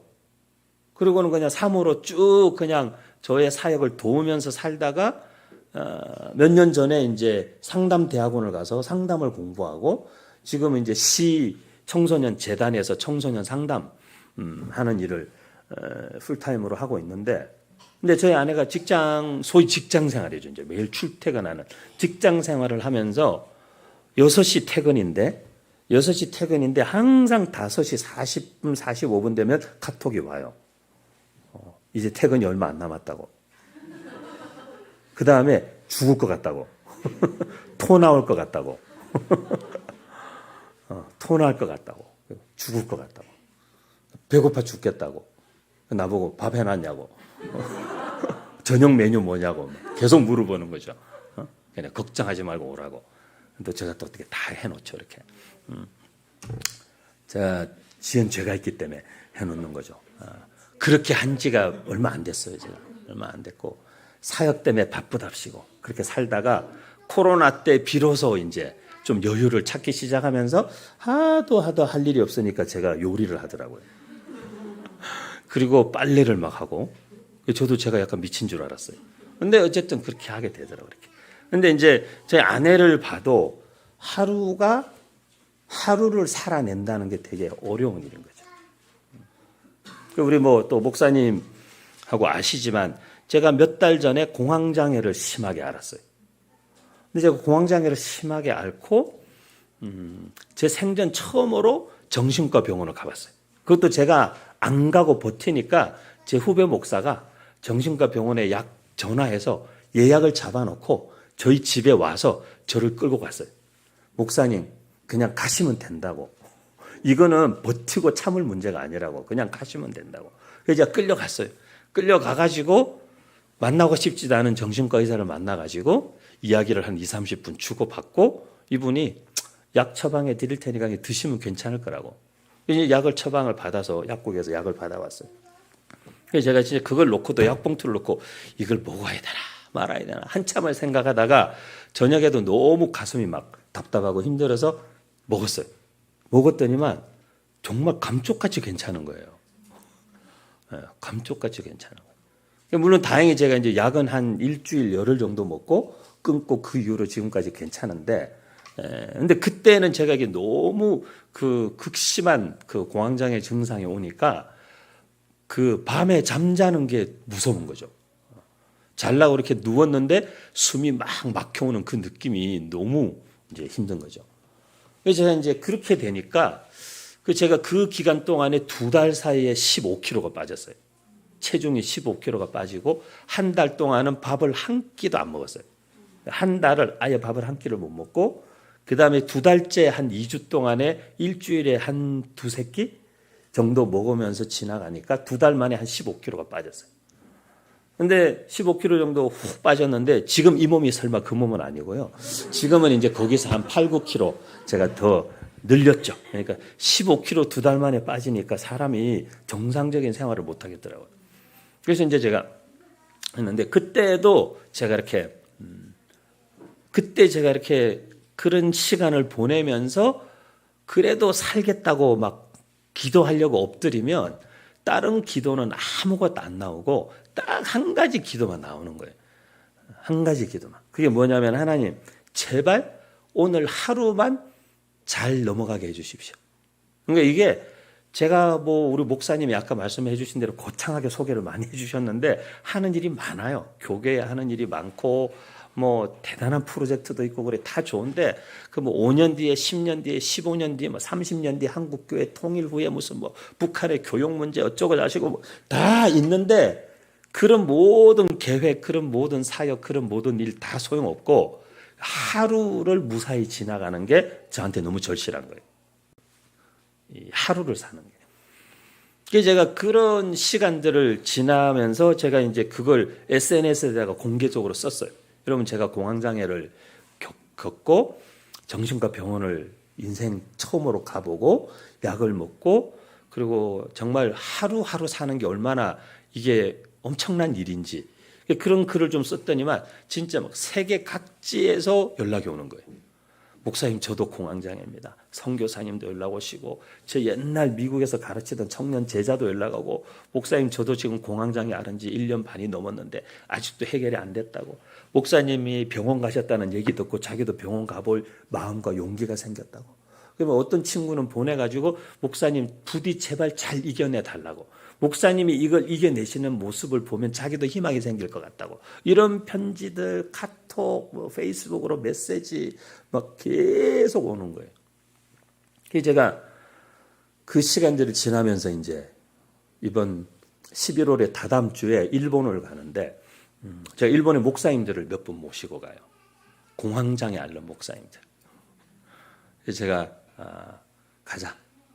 다 이렇게 개척교회 하시고 스트레스 받으시고 코로나 때도 너무 힘들었고 목회는 목회들이 힘들고 목회가 힘드니까 경제적으로도 힘들고 심적으로도 힘들고 그래서 제가 그런 분들을 제가 큰 교회 또 목사님들 두루두루 아는 사람들이 많아가지고 제가 다 주머니 털었어요. 한 사람씩 다 돈 내라고 한 사람에 한 사람씩 책임지라고 그렇게 해가지고 목사님들을 한 4분을 모시고 다 공황장애가 있어요. 이제 이 사람들 데리고 공황장애 있는 사람들 데리고 여행 가면 힘듭니다, 여러분. 벌써 지금 11월 21일 출발인데 지금 벌써부터 저한테 카톡 와가지고 목사님 복도 쪽 자리에 제가 앉으면 안 될까요? 이런 거예요. 여러분 공황장애 있는 사람들한테는요 비행기 타는 게 죽는 것만큼 힘듭니다. 그 제가 이 시간을 보내면서 알게 된 게 그런 거죠. 생각보다 진짜 아픈 사람들이 너무 많구나. 멀쩡하게 다 사는 것 같아도 사실은 진짜 아픈 사람들이 너무 많구나. 그러니까 우리가 사람을 그냥 겉으로 보기에 멀쩡해 보이고 그 사람이 아무리 화려하게 꾸미고 다녀도 그 사람이 아무리 좋은 차를 타고 다녀도 그 사람이 몇십억짜리 집에 살아도 그게 그 사람의 전부는 아니라는 거죠. 근데 그거를 읽어낼 수 있고 느낄 수 있는 능력이 감수성이라는 거죠. 감수성. 근데 그 감수성을 우리 아이들이 못 느끼면 어떻게 한 영혼을 위해 자기 아들을 주시는 아버지의 마음을 알겠냔 말이에요. 몰라요, 절대로. 하나님이 도대체 왜? 뭐 때문에? 무슨 말을 잘 듣는 것도 아니고 예쁜 짓을 하는 것도 아니고 그냥 죄짓고 대들고 지 맘대로 사는 인간들을 왜 하나님이 세상을 이처럼 사랑하사. 그 이처럼이라는 말이 무슨 의미인지 그 세 글자가 진짜 저는 너무 생생하게 와닿는 거예요. 그렇기 때문에 우리가 이 인문학적인 사고력이나 인문학적인 감수성이나 또는 인문학적인 해석, 이런 해석적 능력을 갖추는 이런 것들을 갖추는 것이 우리의 신앙과 절대 무관하지 않다는 거예요. 그래서 오히려 이런 인문학적 소양이 깊어지면 깊어질수록 그것이 하나님의 말씀과 연결되어지기 시작할 때 우리의 신앙은 훨씬 더 깊은 차원으로 들어갈 수 있어요. 그래서 우리 부모님들도 하나님의 말씀을 이런 인문학적인 시각과 관점에서 깊이 접근하고 들어가는 훈련을 우리가 해야. 인문학은 나와 너라고 했잖아요. 나와 너. 그리고 인문학에 있어서 우리가 여러 학문이 있지만 철학 같은 학문은 예를 들면 철학은 질문이죠. 철학은 답이 아니라 질문이잖아요. 근데 질문인데 그러면 좋은 질문이 좋은 생각을 만들어내고 좋은 답을 이끌어내는데 우리가 좋은 질문을 하려면 좋은 질문을 할 수 있을 만큼의 사실은 사고력이 기발이 되어 있어야 좋은 질문을 할 수 있는데 아니면은 맨날 똑같은 질문. 우리가 이렇게 마치 되게 서투른 소개팅에 나가서 할 만한 질문이 없으니까 호구조사하는 거하고 똑같아지는 거죠. 뭐 어느 동네 사세요? 뭐 오실 때 몇 번 버스 타고 오셨어요? 뭐 이런 거, 뭐 그런 거 물어봐요. 뭐 형제간이 어떻게 되세요? 뭐 이렇게 뭐 어머니 아버지 건강하시고 뭐 이런 거 맨날 물어보게 되는 거죠. 왜? 질문거리가 없는 거죠. 질문거리가. 성경을 읽고 그래서 질문 만드는 하브루타나 이런 걸 훈련해도 질문 만드는 훈련하고 하는 이유가 그거죠. 질문을 만들어내려면 그만큼 많은 고민, 생각, 단어 하나 가지고 한두 시간 강의하거나 설교할 수 있을 만큼 왜 깊은 사고력을 가지면 사실 설교 준비도 목회자들도 되게 쉬워요. 그래서 제가 목사님들한테도 특강이나 강의할 때 특히 설교 관련된 세미나에서는 제가 목회자들이 왜 인문학적 어떤 소양을 길러야 되는가? 인문학적 소양을 깊이 기르면 설교가 그렇게 별로 어렵지 않아요. 한 구절 가지고 저는 제가 생각할 때 성경 오늘 잠언 22장 6절 이 한 구절 가지고 제가 볼 때 한 10번 설교할 수 있을 것 같아요. 단어 하나하나만 가지고도 이 단어 하나가 얼마나 많은 의미들을 담고 있는지를 가지고 얼마든지 우리가. 그리고 저는 목사님들한테도 그런 말씀 드리죠. 여러분, 우리가 한 달에 인문학 서적 한두 권을 읽어낼 수 있는 어떤 인문학적 소양이 없는데 도대체 그 어려운 성경을 어떻게 읽냐고. 그리고 그걸 어떻게 이해하고 소화해서 그걸로 설교를 하냐고. 그렇다고 뭐 제가 설교를 대단하게 잘한다 그런 얘기는 아니에요. 하지만 그래도 말씀을 보는 남다른 눈은 인문학적 소양이 깊어지면 깊어질수록 계속 생기더라는 거죠. 계속 개발되더라는 거죠. 시를 잊은 그대에게 그런 책 아세요? 안 보셨으면 정재찬이라는 교수님이 쓰신 책인데 국문학과 교수님이. 근데 이 정재찬 시인이 아니고 교수님이 국문학 교수님인데 시를 잊은 그대에게라는 책이 있어요. 한번 꼭 읽어보세요. 시를 잊은 그대에게 2도 나왔는데 별로예요. 근데 1편은 괜찮아요. 1권은 괜찮은데 그 시를 잊은 그대에게라는 책에서 이분이 그런 말을 했어요. 남이 울면 따라 우는 것이 공명이다. 공명. 우리가 공명한다 그러죠. 공명한다 그러고 그래서 이렇게 한쪽에서 이렇게 징이나 이런 걸 때리면 이쪽에 같이 울려서 소리가 울리는 걸 공명한다 그러잖아요. 근데 남이 울면 따라 우는 것을 공명. 그 공명이라는 원래 뜻이 그거거든요. 공명이다. 남의 고통이 갖는 진동수. 공명이 일어나려면 무언가를 때렸을 때 여기 떨림이 있죠. 이렇게 진동이 있단 말이죠. 그 진동수에 내가 가까이 하면 할수록 커지는 것이 공명이다. 그래서 이분이 얘기하는 게 뭐냐면 그래서 인간은 슬퍼할 줄 알아야 희망이 있다는 거예요.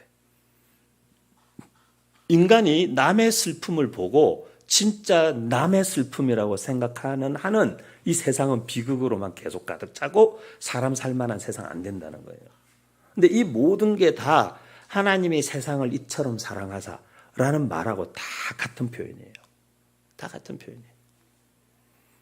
그래서 이 세상에 인간들이 당하는 하나님 없이, 아버지 없이, 창조주 없이 그냥 인간들이 죽음을 향해 가는 그 인간들의 삶의 두려움과 떨림과 자기들이 아무리 바라고 몸부림을 쳐보고 뭐 아무리 비싼 음식, 건강한 음식을 먹어도 결국 인간의 끝은 죽음이라는 그 되게 명백한 진리 앞에서 결국에는 극복하지 못하는 불안과 두려움들로 떨리고 있는 그 인간의 영혼에 가까이 다가오신 것이 하나님 아버지의 사랑이고 예수 그리스도의 성육신이라는 거죠. 그렇기 때문에 그 떨림, 그 성육신적 우리가 안에 성육신의 이 소위 말하면 감성과 성육신의 감각을 가지는 것이 바로 인문학적인 감수성을 가지는 거예요. 그래서 다른 이들의 울림과 떨림과 아픔에 가까이 가고 위로라는 말, 이런 사회적인 참사가 있으면은 위로가 많이 필요하죠. 위로. 근데 마태복음 5장의 팔복에 애통하는 자는 복이 있나니 저희가 위로를 받을 것이며 라는 말씀이 있죠. 근데 그 애통하는 자라는 말이 바로 우는 사람이죠. 울음이죠. 그 울음에서부터 오는 떨림이 있고 흐느낌이 있고 어깨를 들썩이거나 어떨 때는 소리도 내지 못하는 울음이 있죠. 하지만 몸은 티가 나죠. 우는 사람들은. 근데 그 울음에 대한 하나님의 답이 뭐냐면 위로예요. 근데 위로라는 단어가 어떤 단어하고 같은 어근을 쓰냐면 보혜사라는 단어하고 같은 어근을 쓰는 거예요. 그래서 하나님의 위로란 뭐냐면 말로 하는 게 아니라 떨고 있고 울고 있고 어려움과 위기와 고난에 처해 있는 사람의 삶에 가까이 다가가는 것, 그게 위로인 거예요. 우리가 진짜 힘들 때 사람들이 하는 말로 하는 위로, 요즘이 저성장 시대에 사람들이 다 피로, 한병철 씨 말처럼 피로 사회를 살고 있고 중독 사회를 살고 있고 이런 사회를 살고 있는 지금 시대에 현대인들이 겪고 있는 불안과 이 두려움과 이런 어떤 공허함과 이런 모든 것들에 대한 그 반향으로 나타나는 사회적 현상 중에 하나가 힘내세요라는 말이 요즘 애들은 그걸 욕이라고 생각해요. 왜? 자기도 힘 안 내고 싶은 게 아닌데 힘이 안 나는데 자꾸 힘내라고 하니까 나중에는 힘이 안 나고 짜증이 나는 거죠. 요즘에는요, 힘내라는 얘기 어디 누구 페이스북 글에 댓글로도 쉽게 못 답니다. 쉽게 못 답니다. 왜냐하면 힘내라는 말 달면요, 그 밑에 거의 그런 대답이 돌아와요. 힘내라는 말도 다 무의미하게 들린다고. 힘내라는 말이 더 힘겹다고. 그런 시대를 살아가고 있는, 그런 상황 속에 살아가고 있는 사람들이 많아요, 우리 주변에. 저희 아내도 강남, 소위 말하는 강남 토박이에요. 강남에서 계속 초중 고등학교를 나오고, 그래서 여중 여고를 나와서 여대를 갔어요. 강남과 신촌 외에 다녀본 데가 없어요, 서울에 이 사람은. 그런데 지금 청소년 상담을 하니까 법원이나 경찰서에서 다 위탁 오는 애들이거든요. 애들이 상태가 심각하죠. 요즘 청소년들 상태 정말 심각합니다. 우리 아이들이 있어서 뭐라고 얘기하기엔 참 그런데 구체적으로 정말 심각합니다, 아이들이. 그 상상을 초월합니다. 저희 아내가 계속 마음이 무너지는 이유가 뭐냐면 우리 아들하고 같은 나이인데 어떻게 이렇게 다른 삶을 살 수 있냐는 거죠. 그리고 자기는 자기 평생에 살면서 이런 환경, 이런 여건에서 이렇게 자라는 아이들을 만나본 적이 없다는 거예요. 그러니까 자기가 그 얘기 하더라고요. 자기가 지금까지 얼마나 좁은 세상에서 살았는지, 그리고 자기가 만나는 사람들이 얼마나 사실은 굉장히 선택된 소수의 사람들이었는지, 그리고 그들도 역시 자기들에게 삶의 바운더리 바깥에 있는 절대 다수의 많은 사람들의 삶에 무슨 일이 일어나는지 상상도 못하고 그냥 살아가고 있는 자기만의 그 세계에서 그냥 그렇게 예쁘게 살아가고 있는 사람들에 대해서 이 사람의 마음에 뭔가 거부감 같은 게 막 일어나기 시작하는 거죠.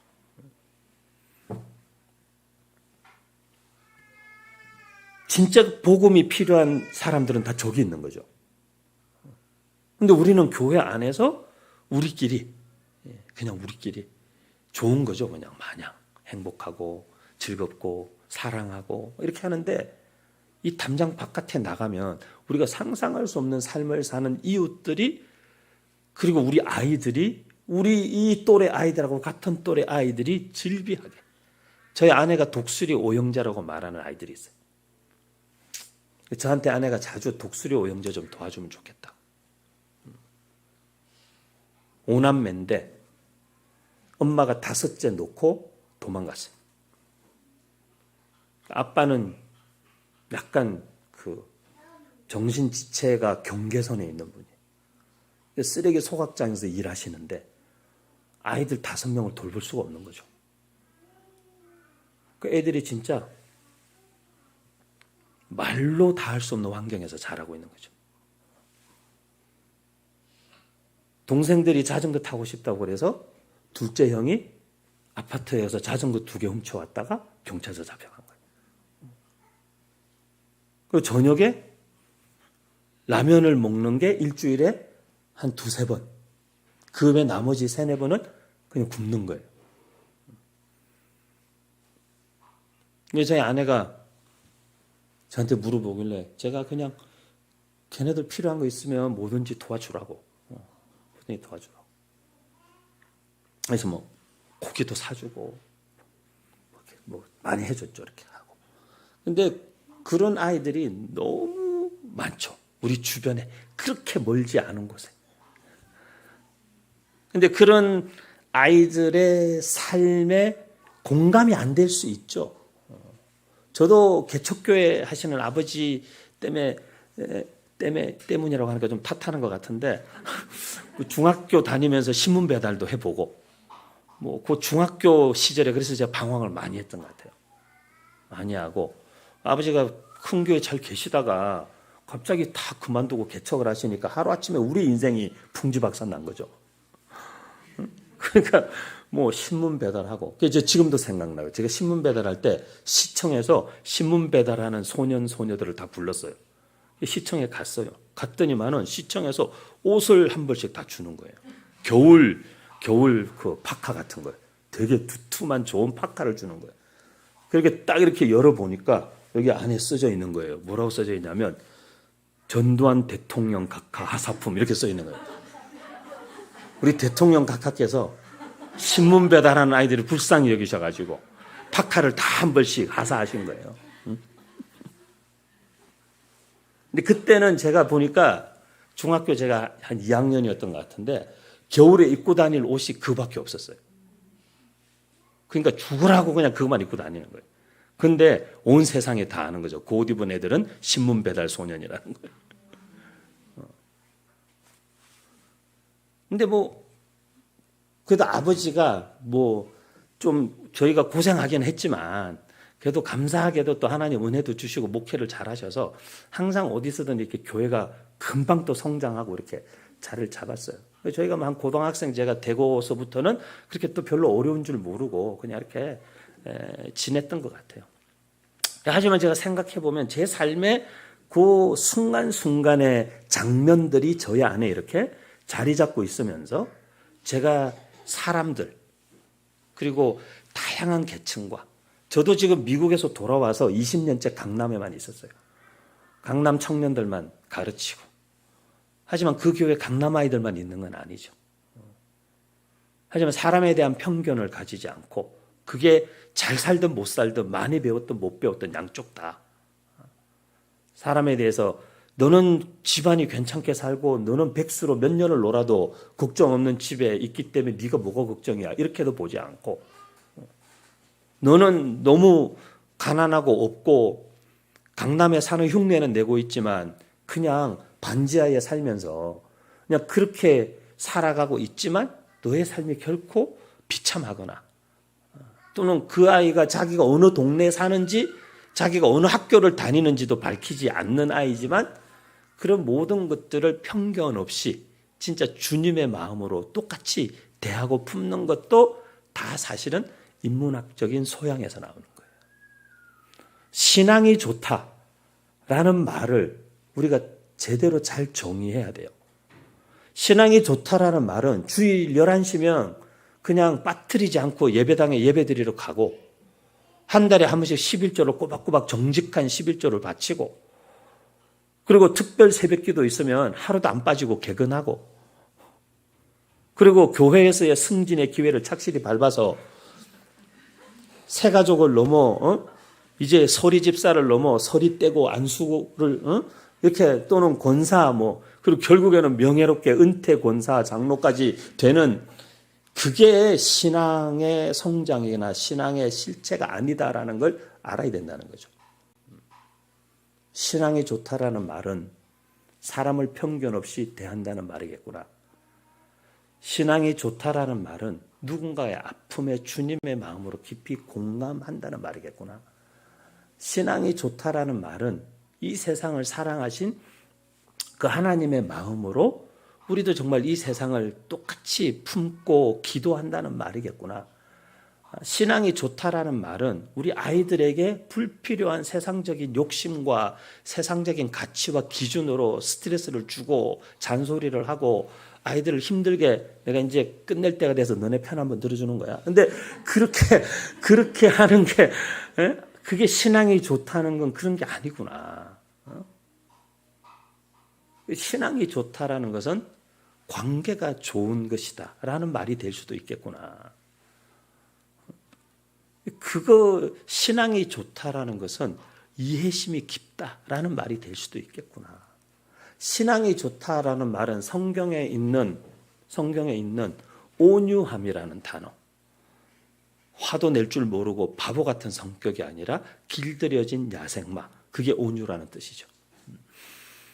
그러니까 그런 길들여진 야생마 같은 자기의 어떠함이 있지만 말씀 때문에 주님 때문에 자기의 어떠함을 그래도 어떻게 절제하고 조절하고 컨트롤할 수 있는 사람. 그런 사람이 신앙이 좋은 사람이구나. 라는 것을 우리가 이렇게 정의해 나가겠죠, 우리 안에. 그리고 그 정의되어진 내용들, 그 이해들을 따라서 그것을 기준 삼아 우리의 삶의 방식과 행동 양식을 결정하는 것. 그게 신앙생활이라는 거죠. 신앙생활이에요. 그래서 그 마음, 그런 어떤 신앙, 그런 어떤 그리스도인들로 우리가 사실은 이렇게 성장하고 자라기 위해서 반드시 필요한 것이 바로 인문학적인 소양이라는 인문학적인 사고력, 인문학적인 감수성 이런 것들이 우리에게 정말 중요하다는 거죠. 아까 제가 목사님 사모님하고 말씀드렸는데 제가 학부모 교육을 올해 여러 지역들을 다니면서 하는데 특히 막 이렇게 이상적인 교육, 우리 막 고정교육이라든지 또는 저희 어깨동무 학교 진짜 고정교육보다 훨씬 이상적인 교육 철학을 가지고 사람들이 다 제가 처음에 어깨동무 교육 철학 얘기했을 때 차마 저한테 뭐라고 할 수는 없고 그렇게 얘기했어요. 이대로만 된다면 더할 나위 없이 좋겠다. 뭐 그렇게 얘기했어요. 이제 7년 정도 지나니까 거의 그대로 돼가는 학교가 저희 학교가 전국에 한 8군데 있는데 그런 학교들이 한두 군데 이제 보이는 것 같아요. 한 7년 정도 돼 이제 그 정도 오는 것 같은데 부모님들에게 뭐 인문학, 뭐 인공지능, 앞으로의 시대는 뭐 하이브리드 교육의 에듀케이션의 시대인데 하이브리드 에듀케이션은 두 가지로 뭐 규정할 수 있다. 하이테크와 하이터치 뭐 이렇게 뭐 장황하게 설명을 하고 그래서 결국에는 우리가 인문학 그리고 이런 역사 그리고 성품 결국 기본기 이런 하버드의 천재들은 왜 기본기에 집중하는가? 이런 거에 중요하다라고 다 얘기하면 다 고개 끄덕끄덕하지만 질문하는 시간에 다 질문 받아보면 질문은 늘 똑같아요. 그렇게 해서 우리 아이가 그래서 대학을 갈 수 있을까요? 7년 내내 하여간 안박 7년 내내 똑같아. 그래서 대학 갈 수 있냐고요. 다 좋은데 엄청 좋은데 그래서 대학 갈 수 있냐고요. 이거죠.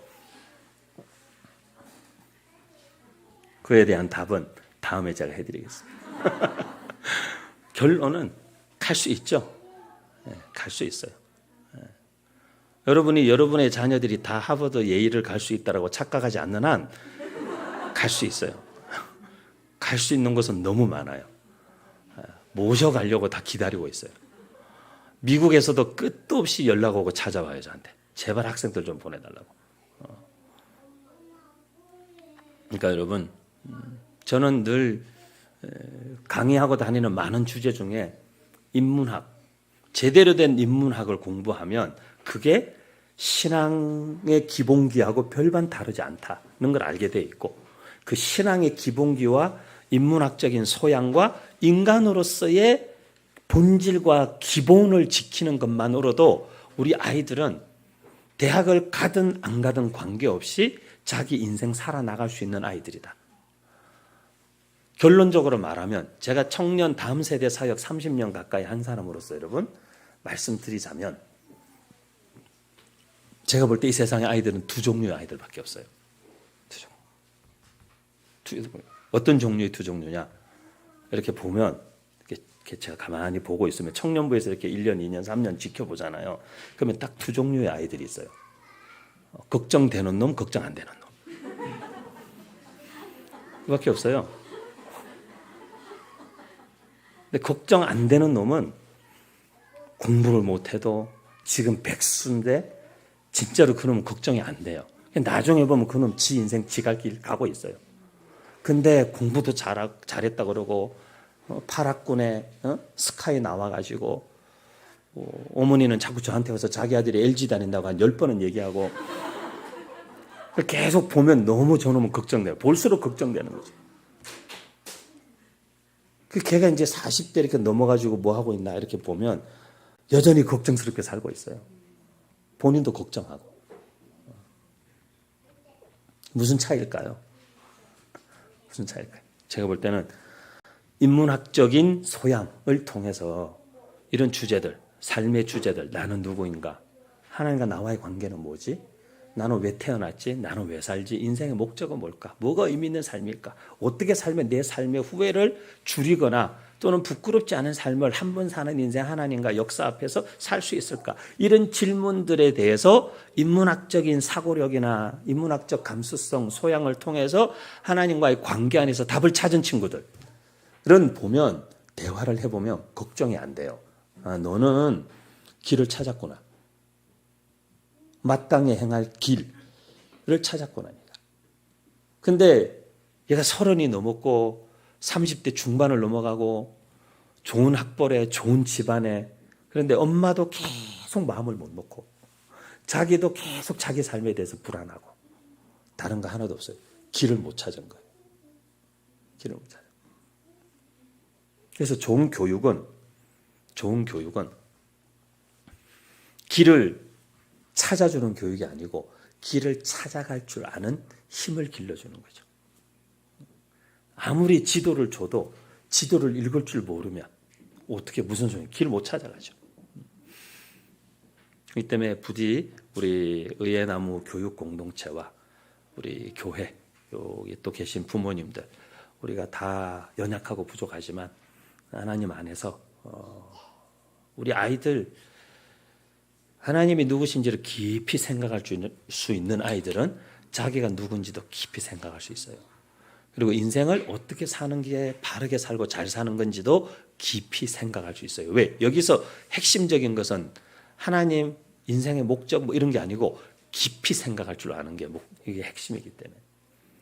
그렇기 때문에 더 이 기독교적 고전교육이라는 것은 이런 것을 훈련하고 개발하는 데 있어서 가장 진리를 통해서 추구할 수 있는 가장 어떻게 보면 이상적인 교육 방법이에요. 그래서 대학은 갈 수 있냐고요? 갈 수 있어요. 갈 수 있어요. 그러니까 걱정하지 마시고 이 기독교적 고정교육의 공동체에 이렇게 오셨으니까 진짜 본질을 붙잡고 가는 이 교육에 한번 올인해 보세요.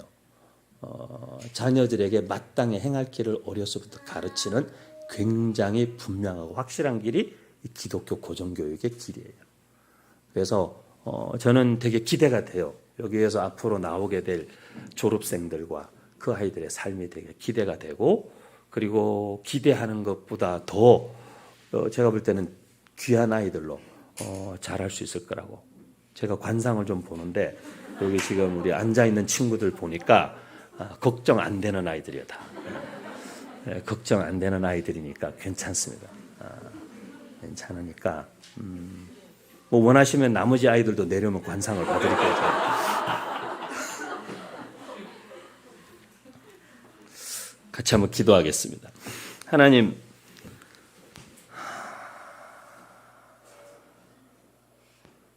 세월을 아끼라. 때가 악하니라. 성령의 충만을 받고 주의 뜻이 무엇인지 이해하라고 말씀하셨는데, 아니, 우리 아이들도 주의 뜻이 무엇인지 이해하는 훈련이 너무 안 되어 있습니다. 하나님, 우리를 훈련시켜 주십시오. 주의 뜻이 무엇인가? 지금 같은 이런 시대를 살아가는 그리스도인들은 어떻게 살아야 하는가? 라는 것들을 이해할 수 있는 그 하나님 이해력을, 영적인 이해뿐만 아니라 지적인 또 감성적인 이런 이해를 우리가 깊이 할 수 있도록 주님 우리를 훈련시켜 주시고, 의의 나무 교육 공동체와 귀한 교회를 통해서 이런 훈련이, 이런 인문학적인 영적인 이해력이 훈련된 하나님의 사람들이 자라서 이 시대에 하나님이 기뻐하시는 일이 무엇인가를 알고 그 길을 걸어가고 그 길을 순종함으로 살아가는, 그 진로에서 경로에서 벗어나지 않고 혹 벗어났더라도 어디로 돌아가야 할지를 아는 그런 귀한 자녀들로, 성도들로 준비되고 훈련될 수 있도록 주님 함께해 주시옵소서. 우리 부모님들에게 더 주님을 알고 주의 뜻을 이해하고자 하는 열망과 갈망을 주시고, 그 열망과 갈망 때문에 우리가 더 읽고 더 생각하고 더 쓰고 더 말하고 자녀들에게 부르짖으니 가르치고 말하고 자녀들과 함께 말씀을 청종하는 습관들을 길러나가고, 그래서 정말 부모와 자녀가 함께 하나님의 사람으로 성장해 가는 귀한 은혜를 귀한 공동체에 속한 모든 가정이 다 누리게 해 주시옵소서. 감사하며 예수님의 이름으로 기도드립니다. 아멘. 감사합니다.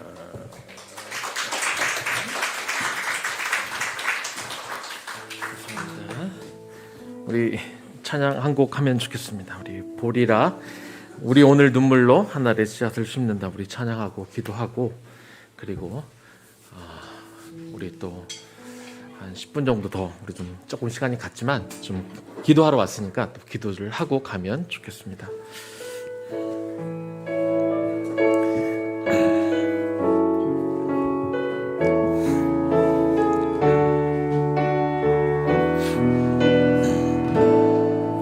우리 오늘 눈물로, 우리 오늘 눈물로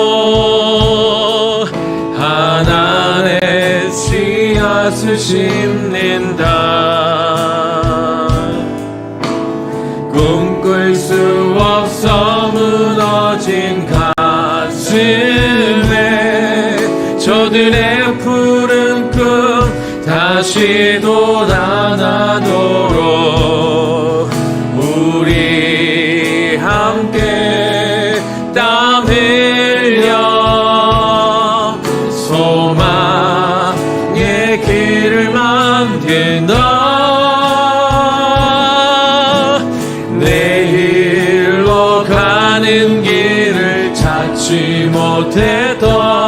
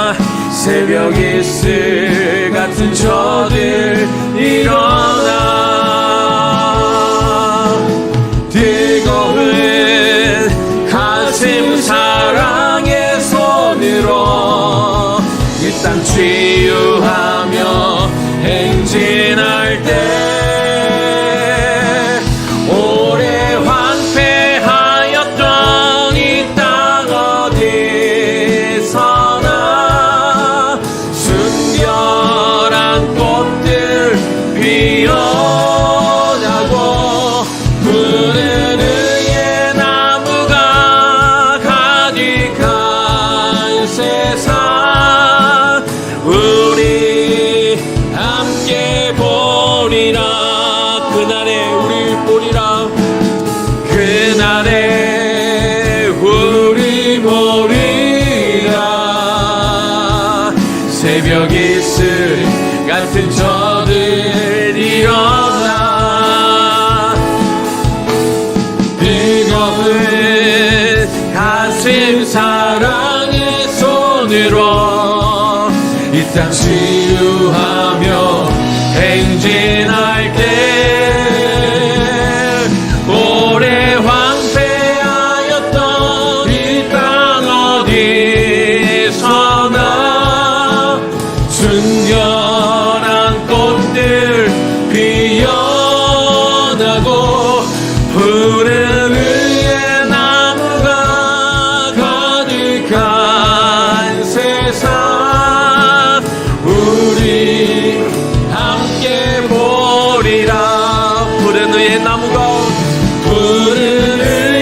나무가 가득한 세상 우리 함께 보리라.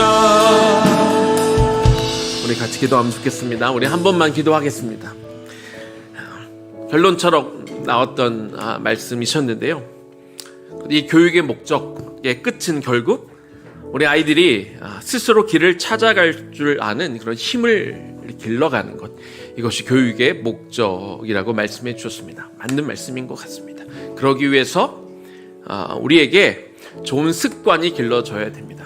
말씀을 읽고 묵상하고 말씀대로 살아가는, 그래서 그 말씀에 우리의 삶의 모든 것에 대한 결정과 기준이 될 수 있는, 그것에 가치를 둘 수 있고, 그래서 그 말씀에 따라 순종하는 습관이 되어지는, 지금 어릴 때부터 길러지는 그 습관이 정말 우리 나중에까지 쭉 이어지게 될 텐데, 그래서 우리 아이들이 하나님이 기뻐하시는 그런 바른 길을 잃고 헤매고 어디 가지도 모르는, 그냥 좋은 학벌만 나와서 그냥 공부 많이 해서 그냥 좋은 대학교 나와서 좋은 직장 나와서 아무 의미 없이 살아가는 인생이 아니라, 하나님이 그 각자 한 명 한 명에게 부여주신 그 길을 스스로 찾아갈 수 있도록 걸어가는 그 힘이, 하나님 지금 이 어린 나이 때부터 하나님이 길러줘서 하나님 평생 그 능력으로 우리 아이들이 바른 길로 걸어갈 수 있는 힘을 갖게 해달라고 우리 주님 이름 한번 부르며 기도하며 나아갑니다. 주여,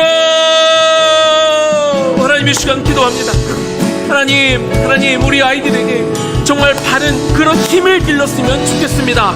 공부 많이 하고 잘하고 좋은 대학 가고 그런 것이 우리 삶의 목표가 아니라, 이 아이들이 주님께서 우리 각자를 만들어주신 그 분명한 목적과 길, 그리고 성경이 말하는 그 길, 우리가 마땅히 걸어가야 되는 그 길을 찾아갈 수 있는, 누가 전 끝까지 가르쳐줘서 가는 길이 아니라, 하나님 어릴 때부터 그들의 바른 기준을 세워서 그들의 바른 습관을 가져서 그들이 하나님의 말씀에 따라 순종하며 살아가는 길, 그래서 하나님의 마음을 공감할 수 있고, 하나님의 마음이 어디에 있는지, 하나님이 어디에 아파하는지, 하나님이 어디를 바라보는지 볼 수 있는 그런 능력이 우리 아이들에게 갖추어지기를 원합니다. 그래서 아버지 하나님 넓고 바르고 하나님 내가 편하게 살 수 있는 길이 아니라, 설령 그 길이 좁아도, 하나님 그 길이 어렵다 할지라도, 하나님 그 길의 끝에 아버지의 마음이 있고, 우리가 가는 길에 아버지의 눈물이 있고, 하나님 그곳에 그래서 다른 사람들의 이들의 공부와 힘든 것들을 공감할 수 있으며, 그렇게 아버지 마음과 함께 아버지의 마음을 알 수 있는 그런 능력이 우리 아이들에게 생겨나기를 원합니다. 그래서 우리가 말씀을 읽는 습관부터 기르기를 원하고, 하나님 그래서 우리 아이들에게 정말 삶의 정확한 기준들을 지금부터 세워줘 절대 변하지 않고 어떤 순간에도 바뀌지 않는 절대적인 기준이 우리 아이들에게 생겨나게 하여 주시옵소서. 우리가 그것들을 부모로서 심어주기를 원합니다.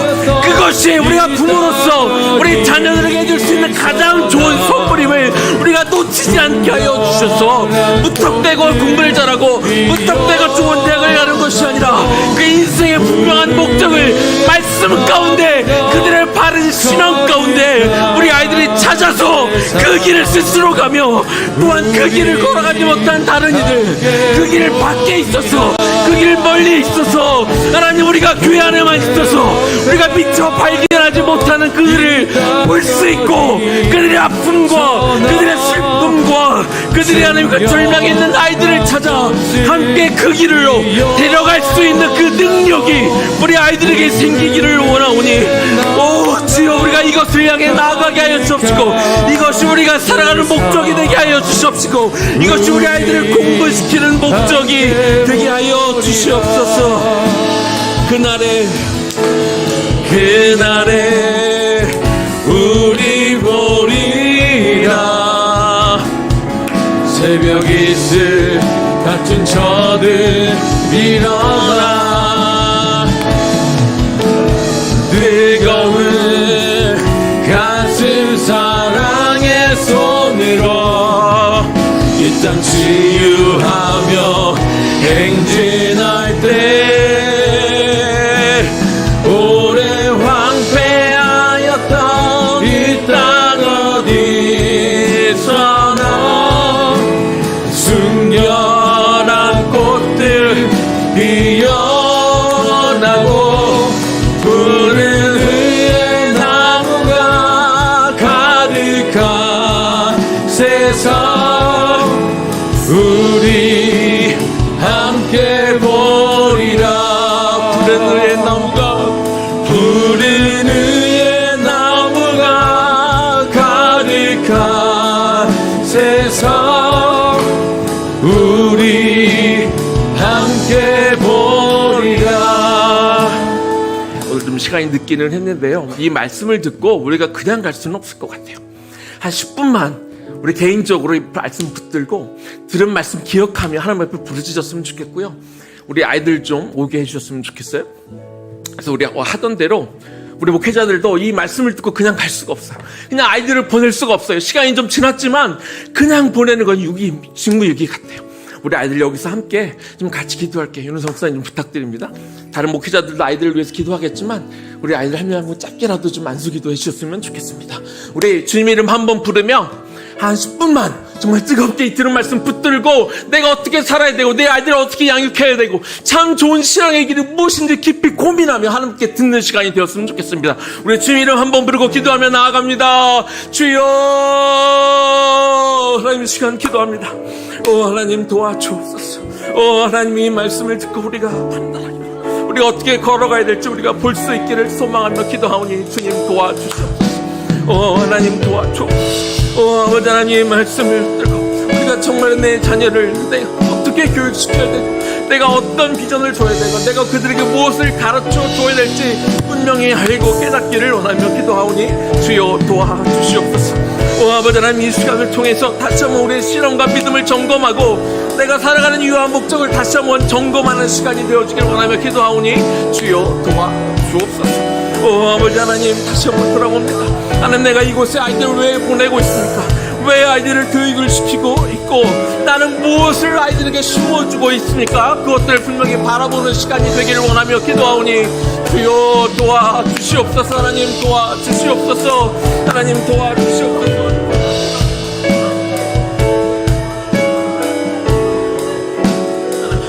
기도하오니 아버지 하나님 정말 우리 안에 아이들을 향한 뜨거운 마음과 하나님 그 아이들의 영혼을 흘린 마음이 우리 가운데 있기를 이 시간 소망하며 기도합니다. 아버지 하나님 우리 아이들에게 바른 것들을 심어주는 시간이 되게 하여 주시고 아이들에게 바른 습관을 우리가 갖도록 되게 해서 우리 아이들의 몸에 새겨지도록 우리 아이들을 생각하고 배려하는 습관, 하나님 그 아이들이 정말 말씀에 있는 습관, 하나님의 마음으로 다른 이들을 바라볼 수 있는 것들이 그것들이 습관이 될 만한 것들을 하나님 우리 가운데 가질 수 있기를 원하며 간구하며 기도하오니 주여 도와주시옵소서. 하나님 그렇게 되기를 원하며 기도합니다. 아버지 하나님 아이들을 기도하오니 주여 도와주셔서 아버지 하나님 그 마음으로 우리 아이들 기르며 그 아이들을 위해 기도하게 하여 주십시고 그것들을 그 아이들의 심령과 마음에 새겨줄 수 있는 우리 부모들이 되기를 원하며 기도하오니 주여 도와주시옵소서. 하나님의 시간과 기도합니다. 정말 이 아이들의 가장 큰 선물을 물려주게 하여 주시옵소서. 귀한 신앙의 습관을 갖게 하여 주시옵소서. 하나님 어려서부터 하나님을 믿으며 하나님의 말씀을 읽으며 하는 그 습관들이 우리 몸에 배어질 수 있기를 원하며 간구하며 기도하오니 주여 도와주시옵소서. 하나님 도와주시기 원하며 간구하며 기도할 때 하나님 들어주시기 원하며 기도하오니 하나님이여 도와주시옵소서. 하나님 도와주시기 원하며 기도합니다. 하나님 도우시옵소서. 하나님 도와주옵소서. 하나님 도와주옵소서. 하나님 높고 기도하며 기도할 때 하나님 들으시기 원하며 기도하오니 주님 말씀하시고 하나님 도와주시기 원하며 기도합니다. 하나님이여 도와주옵소서. 하나님이여 도와주옵소서. 하나님이여 도와주시옵소서. 하나님 도와주시옵소서. 하나님 도와주시옵소서. 하나님이여 도와주옵소서. 하나님의 아이들 한 명을 놓고 기도합니다. 특별히 우리의 다음 세대들을 위해 기도합니다. 하나님 주여 도와주시옵소서. 하나님 도와주옵소서. 하나님 도와주시고 하나님의 간절히 기도할 때 하나님 들어주시옵시고 아버지 하나님 아이들의 심정과 마음속에 정말 올바른 것들이 숨겨질 수 있게 원하며 간구하며 기도할 때 하나님 도와주시고 하나님의 간구하며 기도하오니 주님 도와주옵소서. 하나님 아이들을 들어주옵소서. 이 아이들 한 명 한 명의 심령과 뜻을 위해서 기도하오니 하나님 도와주시옵소서. 하나님 도와주시기 원하며 기도합니다. 하나님 들어주시기 원하며 간구하며 기도할 때 도와주시기 원하며 간구하며 기도하오니 하나님 도와주시옵소서. 하나님 이 아이들 임하는 아이들이 하나님이 우리 다음 세대를 이끌어갈 우리 아이들 이 시대에 꼭 필요한 아이들이 되어야겠습니다. 이 시대에 하나님 말씀을 들고 가는 아이들이 되어야겠습니다. 이 시대에 정말 하나님의 놀라운 것들을 붙잡고 가야 되는 이들이 되어야겠사오니 주여 도와주시옵소서.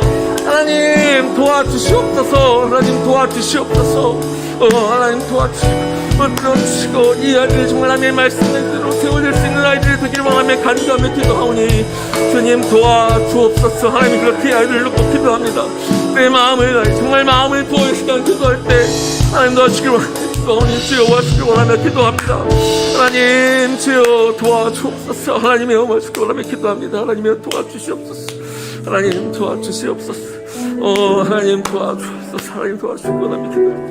하나님 정말 우리의 마음을 쏟아부어 이 시간 당신을 향해 기도하기를 원하며 기도하오니 하나님 이 우리의 심령 특별히 나와 오늘 들어 기도하는 당신 한 명 한 명의 아이들 마음 가운데 정말 하나님을 바르게 알고 온전히 알아 정말 이 아이들이 하나님 바른 신앙의 훈련이 되어 하나님 자기들 신앙만 지켜낼 뿐만 아니라 하나님 다른 이들의 온전한 믿음의 길을 걸어갈 수 있도록 그렇게 그를 이끌어낼 수 있는 믿음의 자녀들로 하나님 이 아이들이 세워지기를 간절히 소망하며 기도하오니 하나님 도와주옵소서. 하나님 신라며 카라카를 하시며 하나님을 주기 원하며 기도합니다.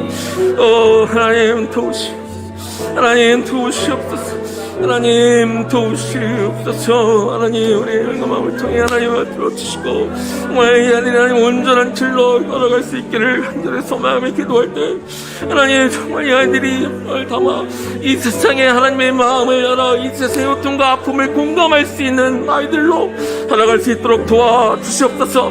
나만 잘하면 되고 하나님 나만 공부 잘하면 되고 하나님 나만 어긋나지 않으면 되는 그런 아이들이 아니라 하나님 정말 이 세상의 아픔 기억하고 다른 이들을 바라볼 수 있고 다른 이들의 연약함과 부족함들을 감싸 안을 수 있는 그런 아이들로 우리 아이들이 자라나기를 소망하며 기도하오니 주여 도와주옵소서.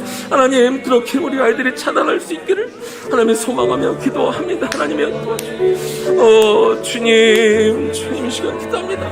하나님 이것이 우리가 이곳에 학교를 세우고 이곳에 우리가 남은 교회를 세워 다음 세대를 위해 나아가는 그런 목적이 아니겠습니까? 분명한 목적과 이유를 가지고 이 아이들을 바르게 양육할 수 있는 부모가 되게 하시고 그런 목회자가 되게 하시고 그런 교사가 되게 하시고 그런 부모가 되게 하여 주옵소서. 그런 분명한 목적을 가지고 우리 아이들을 그렇게 키워낼 수 있기를 이 시간 소명하며 기도하오니 주여 도우시옵소서. 하나님 도와주옵소서. 하나님 도와주옵소서. 그렇게 놓고 기도할 때 하나님 도와주시고 기도할 때 하나님 정말 우리의 온 마음을 쏟아게 하여 주옵소서. 하나님 이 아이들을 가르치고 양육하는 하나님 우리 선생님들을 축복하시고 우리 부모가 바른 생각과 바른 마음으로 우리가 먼저 기준이 분명하길 원하고 하나님 우리가 분명한 기준과 선한 양심으로 우리 아이들을 키워낼 수 있길 원하며 그런 부모가 되게 하여 주옵소서. 하나님 그런 부모가 되게 그런 선생님들이 되게 하여 주십시오. 내가 분명한 가치관과 내가 그 배움의 가르침의 목적이 우리 가운데 있게 하여 주소서. 그것들을 바르게 세워 아이들 양육하고 가르칠 수 있기를 원하며 기도하오니 우리의 다음 세대들이 그렇게 자라기를 원합니다. 우리의 다음 세대들이 그렇게 자라나기를 원합니다. 우리가 그렇게 이 아이들을 키워내기를 이 시간 소원하며 기도하오니 주님 도우시옵소서. 하나님 도우시옵소서. 하나님이 그렇게 아이들을 키워내게 하여 주옵소서. 그렇게 우리 아이들 한 명 한 명이 자라가게 하여 주옵소서. 하나님 그냥 밝고 건강하게 공부 잘하는 아이가 아니라 하나님 아버지의 그 복음을 듣고 알고 그것을 깨닫고 성경에서 이야기하는 그 모든 이야기들의 그 핵심을 알아 아버지 하나님 나라를 같이 꿈꾸는 아이들이 되게 하여 주시옵시고 그렇게 하나님 나라를 위해 달려갈 수 있는 그런 우리 아이들이 되기를 간절히 소망하며 기도하오니 오 주여 도우시옵소서. 하나님 도와주옵소서. 그런 우리 아이들로 우리 다음 세대들로 키워가게 하시고 그런 다음 세대들이 바른 길로 올바른 길을 찾아갈 수 있는 능력이 하나님 이곳에서부터 생겨나 그것들을 얻고 돌아갈 수 있는 놀라운 길들이 일어나기를 시간 소망하며 기도하오니 주여 도와주옵소서. 하나님 도와주옵소서. 이것이 우리의 삶의 목표 아이들을 가르치는 분명한 지침과 기준이 되기를 원하며 아버지 앞에 간구하며 기도하오니 주님 도우시옵소서. 도와주옵소서. 도와주옵소서. 하나님 이것이 우리 교육자의 양심이 되게 이것이 하나님 교사로서의 도와 양심이 되게 하시고 이것이 하나님 목회자로서의 양심과 기준이 되기를 시간 소망하며 기도하옵소서. 주여 이렇게 우리 세대가 내 다음 세대가 이렇게 빠르게 온전하게 그 길을 찾아 떠나갈 수 있도록 그 믿음의 여정을 걸어갈 수 있기를 원하며 기도하오니 주여 하나님 도우시옵소서. 하나님 도와주옵소서. 하나님 도와주옵소서. 그렇게 여정을 아버지 하나님 우리 온전한 마음과 기도가 우리의 마음이 오늘 이곳에서 확정되게 하여 주시옵소서. 오늘 우리 부모님들의 마음이 이곳에서 확정되게 하여 주시옵시고 우리 오늘 교사들의 마음이 이곳에서 확정되게 하여 주옵시고 하나님 우리 목회자들의 마음이 이곳에서 확정되게 하여 주옵시고 아이들에게 그 꿈이 들어가 그 꿈을 소중하게 여기며 그 꿈이 이루어지기까지 그것을 붙들고 끝까지 걸어갈 수 있는 좋은 습관들이 이곳에서 길러져 하나님 지금 가진 것들이 끝까지 평생을 갈 수 있는 그런 힘을 길러내는 우리 아이들 그것을 가르치는 교사 그것들을 가르치는 목회자 그것들을 가르치는 부모가 될 수 있도록 주여 도우시옵소서. 주여 도우시옵소서. 하나님 하나님이여 끓는 마음과 간절한 마음이 하나님 나의 마음이 되기를 우리 모두의 공통의 소망이 되기를 원합니다. 하나님 그렇게 해서 내 아이가 무엇이 될까 내 하나님 앞에 이 모든 것들을 맡기며 의탁하며 하나님을 신뢰함으로 이 모든 것들을 이루어내며 이 모든 것들을 이루어가는 거룩한 공동체 될 수 있도록 주여 도와주옵소서. 하나님 그런 거룩한 공동체 되게 하여 주옵소서. 그런 건강한 교회와 그런 건강한 교회 공동체로 자라갈 수 있기를 그 안에서 마음껏 이 아이들이 그렇게 커가고 안심하고 크가고 그렇게 우리가 서로 협력하며 서로 도우며 분명한 목적을 공유하며 그것들을 알아 같이 삼겹줄이 되어 이 공동체가 걸어갈 수 있기를 원하며 기도하오니 오 주여 도우시옵소서. 도와주옵소서. 주여 도와주시옵소서. 하나님의 은혜를 원합니다. 그렇게 살아갈 수 있도록 하나님 도우시옵소서. 그렇게 살아갈 수 있도록 주여 도우시옵소서. 그렇게 살아갈 수 있도록 주여 도우시고 그런 공동체로 우리가 건강하게 계속 세워질 수 있도록 주여 도와주옵소서. 우리의 연약함을 도우시옵소서. 우리의 부족함을 도와주옵소서. 우리의 부족함을 도와주옵소서. 우리의 부족함을 도와주옵소서.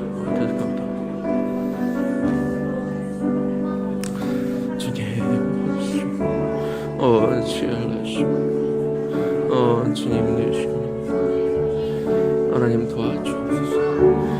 네, 개인적으로 더 기도하길 원하시는 분들은 기도해도 좋고요. 이제 시간이 지났으니까 우리 아이들 부모님 앞에 돌아가서 이제 또 귀가하셔도 좋습니다. 개인적으로 기도하실 분들만 남아서 기도하시고 이제 또 돌아가셔도 좋습니다.